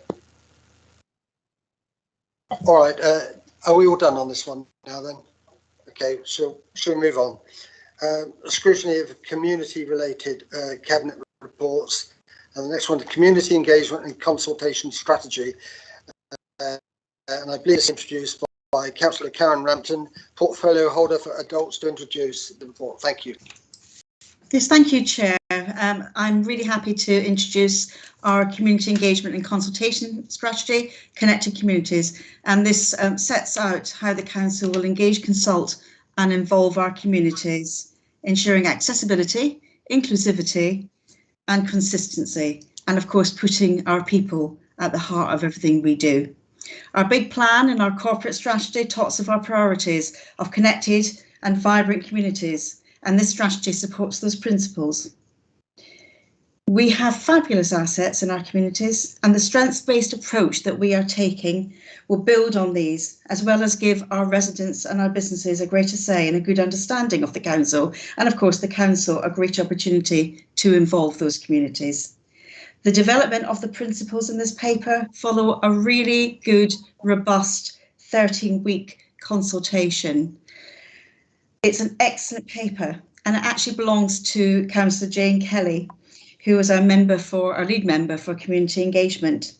So I'm not going to talk much more, Chair. I'll be here for questions, but I wish to hand over to Councillor Kelly. Thank you. Thank you, Councillor Kelly. Good evening to you. Good evening, Chairman. Lovely to be here. So may I start, Chairman? Yes, I'd like to. Yes, you may. Yes, of course. Thank you. This paper is really important in terms of developing the community engagement and consultation strategy that was brought to Cabinet under the previous administration almost 2 years ago. These additions and improvements reflect the situation that we've all lived through during the last 2 years, which has affected probably all of our residents to a massive extent and in many different ways. In many ways, the pandemic has brought out the best in our communities, and we want to keep that momentum going and ensure that we engage with people in the best ways possible. We need to hear about the highs and the lows in their lives and what changes they feel we can help to enable to improve the situation. If we don't ask the right questions, we cannot be truly enlightened about what needs to happen. Often people in their communities can lead on these improvements, and given just a small amount of starter help and guidance. It's our job to tease out these views in innovative ways to be inclusive and make sure that people feel listened to and truly understood, even those members of our communities who are seldom heard in this way. A two-way conversation is required to make this be the case, and this needs to happen over several years to be really effective. Hence our 3-year action plan, which incorporates many of the objectives of our corporate strategy and big plan. We want to enhance our residents' lives by making decisions and changes with them, not without them. This is the basis of our strength-based community work. The strategy, on top of understanding the results of the original survey, also works on the basis of the 5 principles, which members I'm sure have read about already in the paper before you. Chairman, I'm really happy to take any questions on this paper, and I recommend it to members as being something that we really need to make sure that our communities understand. Thank you, Councillor Kelly. Members, Councillor Trent. Yeah, thank you. I think basically this paper is talking the talk, but past experience is that if community groups or any other group that speaks for itself starts to ask for things which the powers that be don't feel comfortable with, suddenly there are reasons not to listen to them, and I've seen community groups almost kind of marginalised or disappear. So I'm just asking for reassurance that this isn't just talking the talk, that you're going to walk the walk, even if sometimes asking people what they want and what they think is not always what people want to listen to. So I really want an assurance that it's going to be walking the walk and not just talking the talk. Councillor Upton, or is it, are you walking the walk or are you talking the talk? Thank you, Chairman. I think I can assure Councillor Trent that we will definitely be walking the walk that our communities wish us to walk along. I think Councillor Trent is aware of the really large investment in asset-based community development, which is exactly that, is listening to people, finding out what they need in their communities, and then discussing what we can help with or what they can make happen themselves. Thank you. Members? Chair, may I? Yeah, of course you can. Apologies, I couldn't find my handy thing in time. Just in response to Councillor Trent, I would have thought that in almost a year of this current administration, he would have learned by now that we don't just talk the talk, that we do walk the walk, and that is what we will be doing with this paper. Thank you. If no one else is going to, I'd just like to ask a question about area forums, because I see it's still listed as one of the mechanisms for engaging or allowing communities to engage. I'm afraid that I have, over the last 10 years, had a pretty poor experience with area forums, and I'm just wondering how successful they are generally around the conurbation. Are there any other ways that the community can engage? I don't know. I think that clearly IT is one of the ways, and the IT systems might help. But I've got reservations about the continuation of the area forum system, only because they have not particularly worked very well in the area that I represent. Thank you very much, Chairman. I would like to. I think in some ways I can see, what you're saying. Some forums work better than others.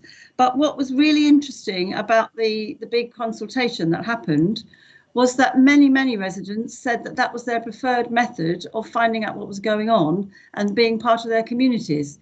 So I think there's a difference between forums and community groups or neighbourhood groups. There's a lot of different organisations and they're sort of heaped under the word forum. And sometimes they, as I say, they work better than others depending on those participating at the time. But, we've been told that that's what people like to do and how they want to engage. And therefore, we're going to support forums in the future because, we're listening. Thank you, Chairman. Yeah, thanks. I understand where you're coming from on the data, but of course the data also supported the fact that residents didn't know how or couldn't contact their ward councillors, and yet we're all pretty ready, waiting for them to contact us, and yet there was considerable difficulty by the community apparently to do that. So it's some interesting data, which I'm not sure bears out in reality, and maybe it's because of the sample size actually, which is very small relatively. I know there's quite a lot of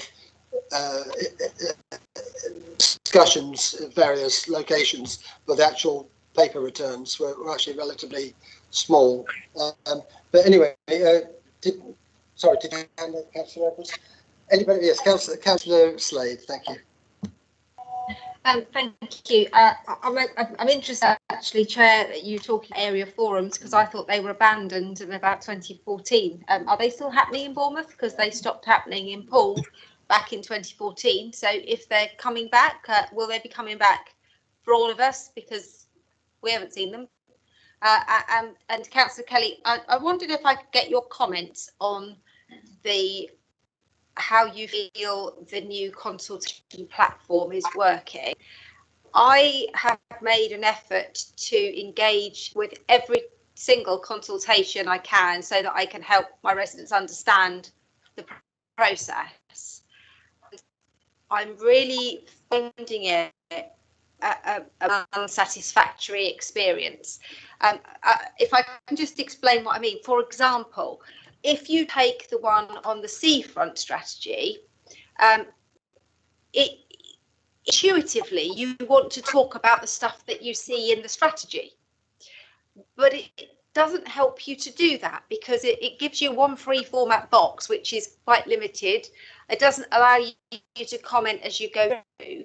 And I've found quite a few, the green infrastructure strategy is the other one, which I found was really limiting in that it asked you 3 or 4 very simple questions, didn't really give you much of an opportunity to explore the detail. And, you know, although Councillor Rumpton says about, well, of course, we're going to walk the walk as well as talking the talk, some of the questions do give the impression that we can say we've consulted because we've done a consultation. But actually, if you look at the meaningfulness of questions that you ask compared to the answers we want to give, they aren't necessarily helpful. I just wonder what could be done to make those consultations a bit more intuitive, and also how we can help people who find that sort of consultation hard to do. A lot of them see all of the diversity questions, which I absolutely welcome, and they just freak and they go, I don't want to answer all of those questions, I just want to share my view on X. And actually it feels like unless you're going to give all of the questions, you can't engage. So how are we going to help people who just want to write to us and have their information thrown into the mix if they don't want to go through the full process? Councillor Rampton, you've got your hand up. Yes, thanks, Chair. I think that's actually really good feedback from Councillor Slade. It's not something that we've necessarily come across before, so perhaps not everybody struggles with the consultations to the same extent, but it's certainly good feedback, and perhaps one of our officers who are also online could come in at this stage and address that point that she makes. I think it's a valid one.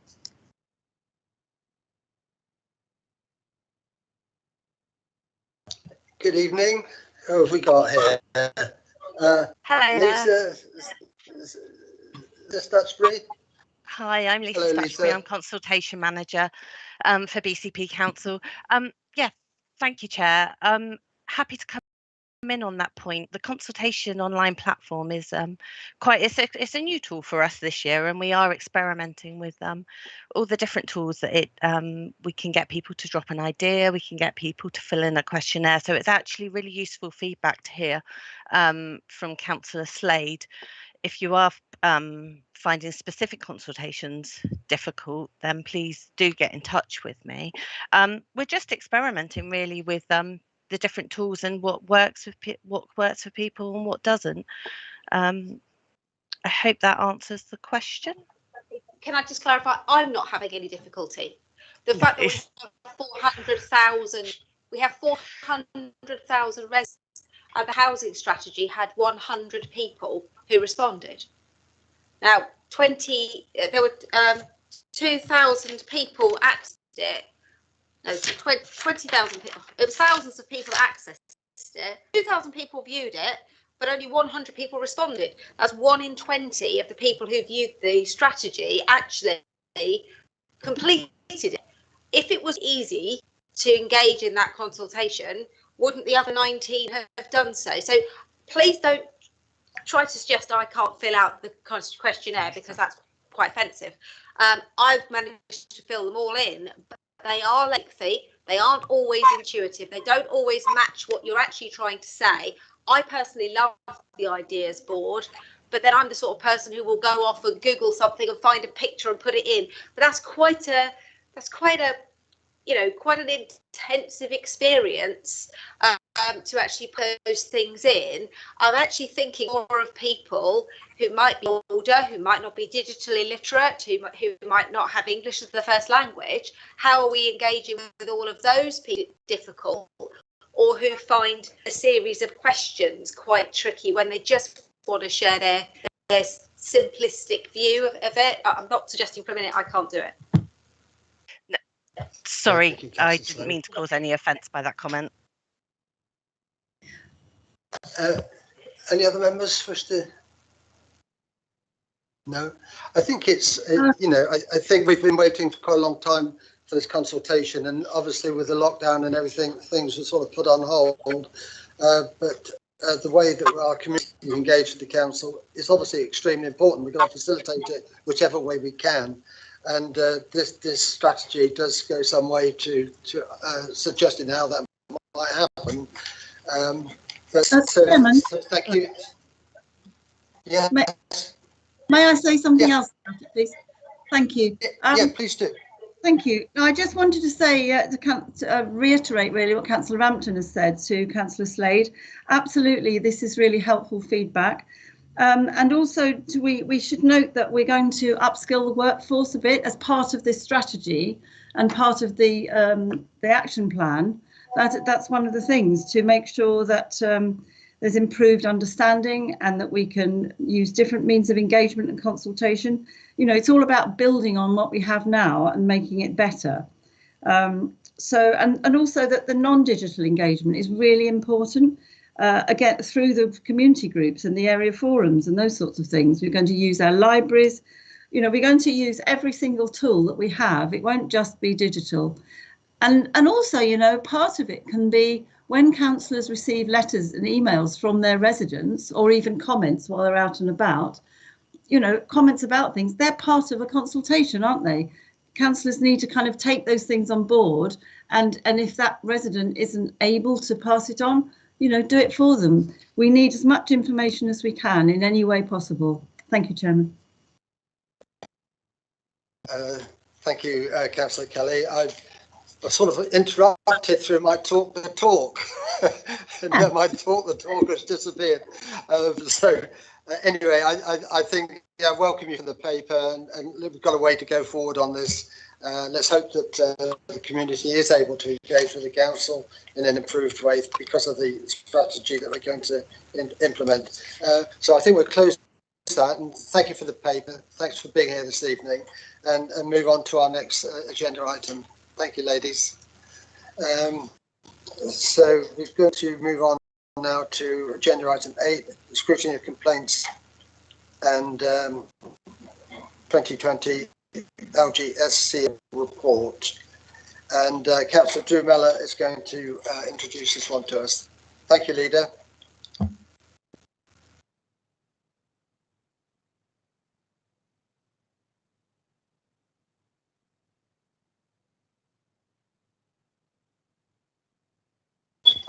Hello, is the leader there?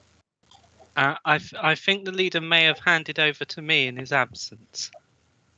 Okay. Graham Smith. Sorry, Graham. I don't know if we've met before. No, I don't think we have, Chairman. Would you like to introduce yourself and tell us what your role is? Yes, I am a policy and performance officer for BCP Council, obviously, and my role is around the LGO link, so the link to the local government ombudsman.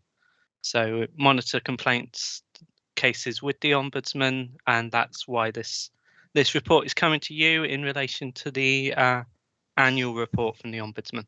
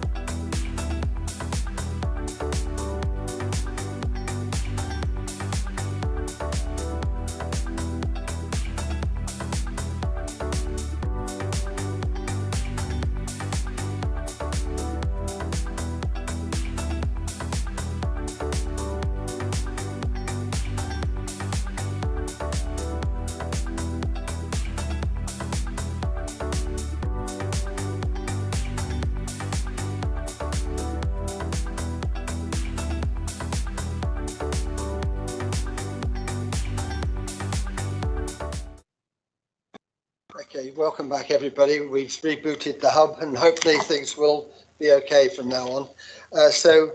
I understand that you're going to introduce the report. Graham Ferran, I think you are going to introduce the report as well. I don't know who wants to go first.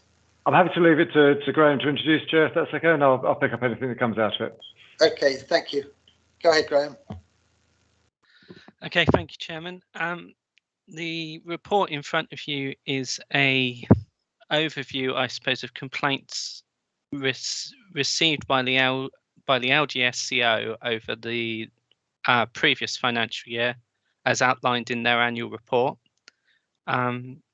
It's also giving a bit of a look at where complaints are currently in year with the Ombudsman, and then setting out a little bit about how we're looking to manage complaints going forward as part of the transformation. Essentially, we are in the same position as a lot of other councils in terms of we're seeing rising numbers of referrals to the Ombudsman, as well as rising numbers of upheld cases with the Ombudsman. The Ombudsman has spotted this as a growing trend across all authorities.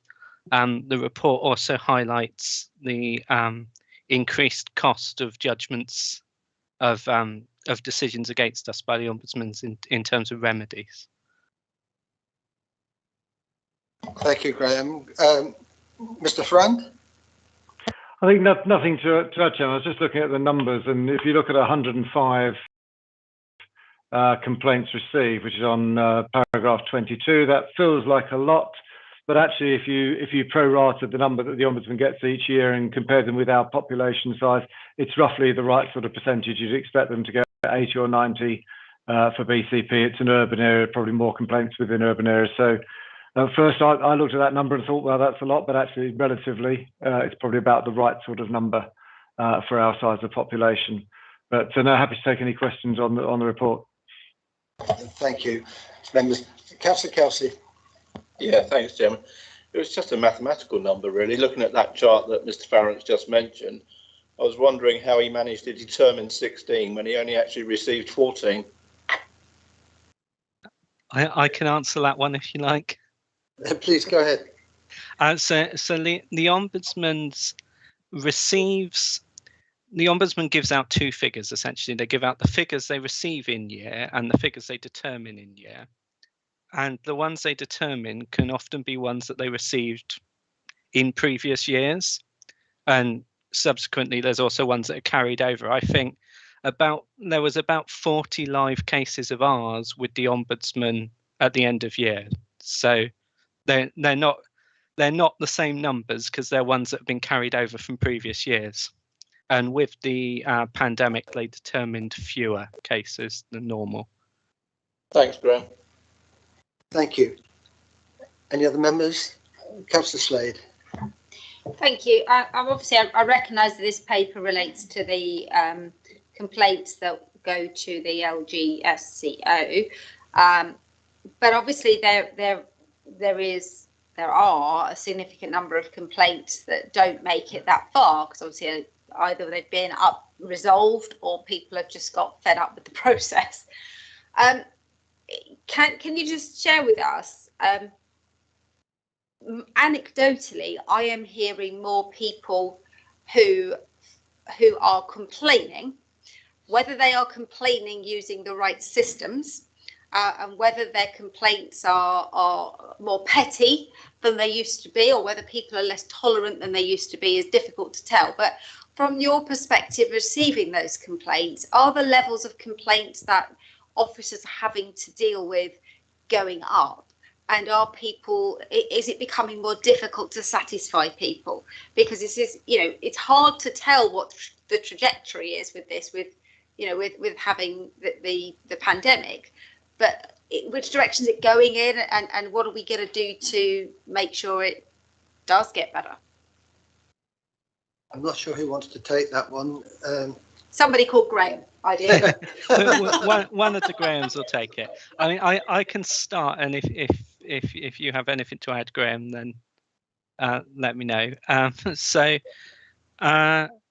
Anecdotally is unfortunately all I have for you, because we haven't got a fixed system across the authority for gathering complaints received figures. Each service handles it in slightly different ways, and each method is will vary dependent on the service and the types of complaints they get. Some services will get complaints that are in fact service requests, rather than actual what we would call complaints, as in our complaints procedure.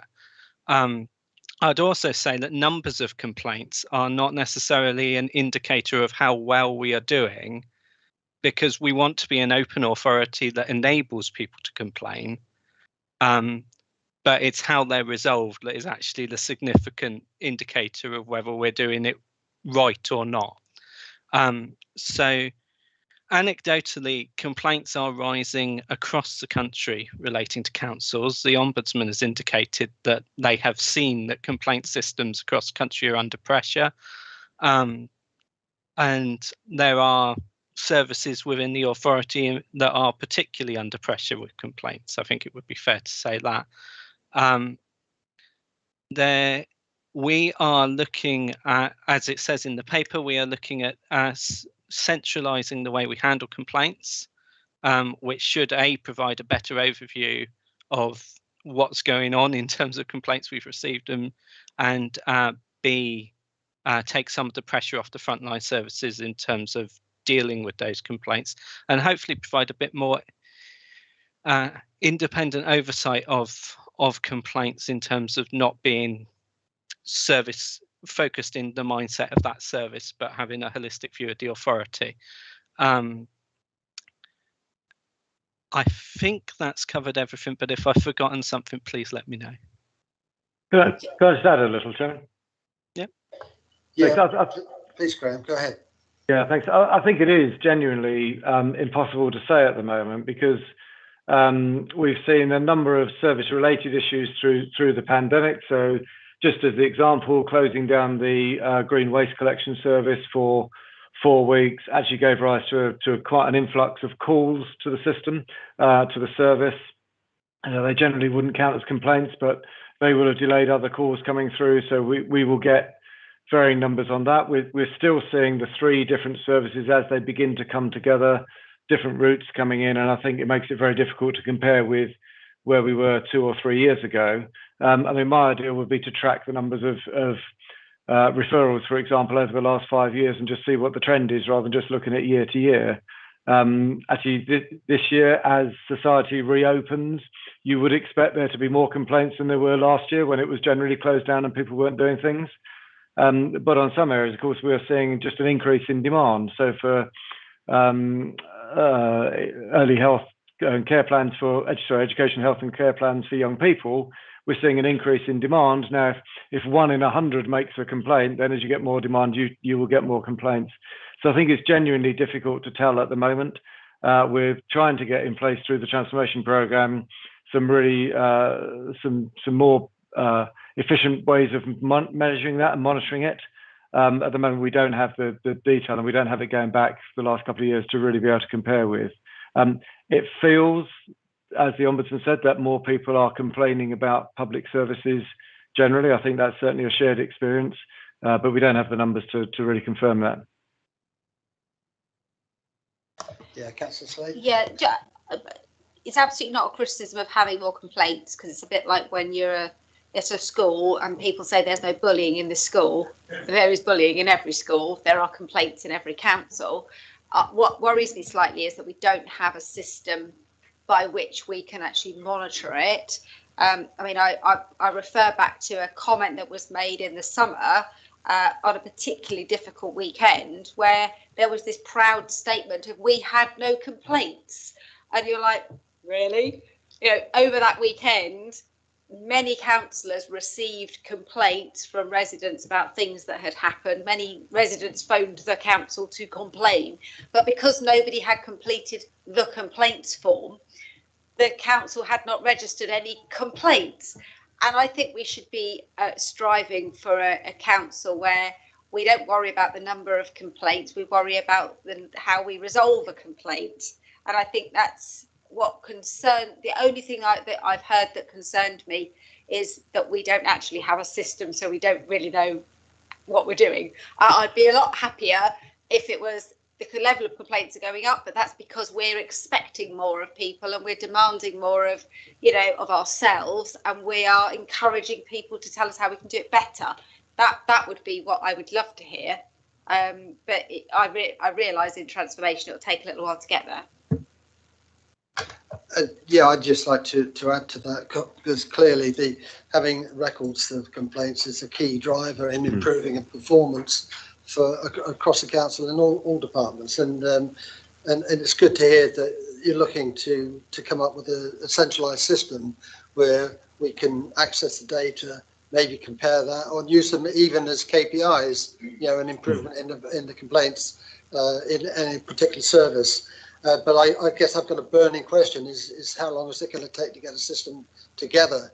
And is it sort of linked in with a new central IT system that's yet to be developed? I mean, are we sort of talking a year or 2 years or even 5 years? I don't know. Have you got any feeling for it? Chairman, I think we have that sort of information service by service. What we don't have is a single centralised complaint system that brings it all into one place. So, for example, within children's services, they would know the number of formal complaints that come into children's services. They would know the number of those each year. What we don't have is that comprehensive corporate system, and that's the piece we're trying to put in place. That I think will be over the next 12, 18 months or so. I don't have a detailed timetable, but we can get one. But I think there's a difference here between what goes to the Ombudsman, which absolutely are monitored. We're absolutely on top of those. We know how many go to the Ombudsman. We know how many come back. We're absolutely on that. That's what this report is. The more general complaints issue is about definitions. It's about systems and processes and how you compare those across services. Because, for example, refuse collection, a service provided to every household every week.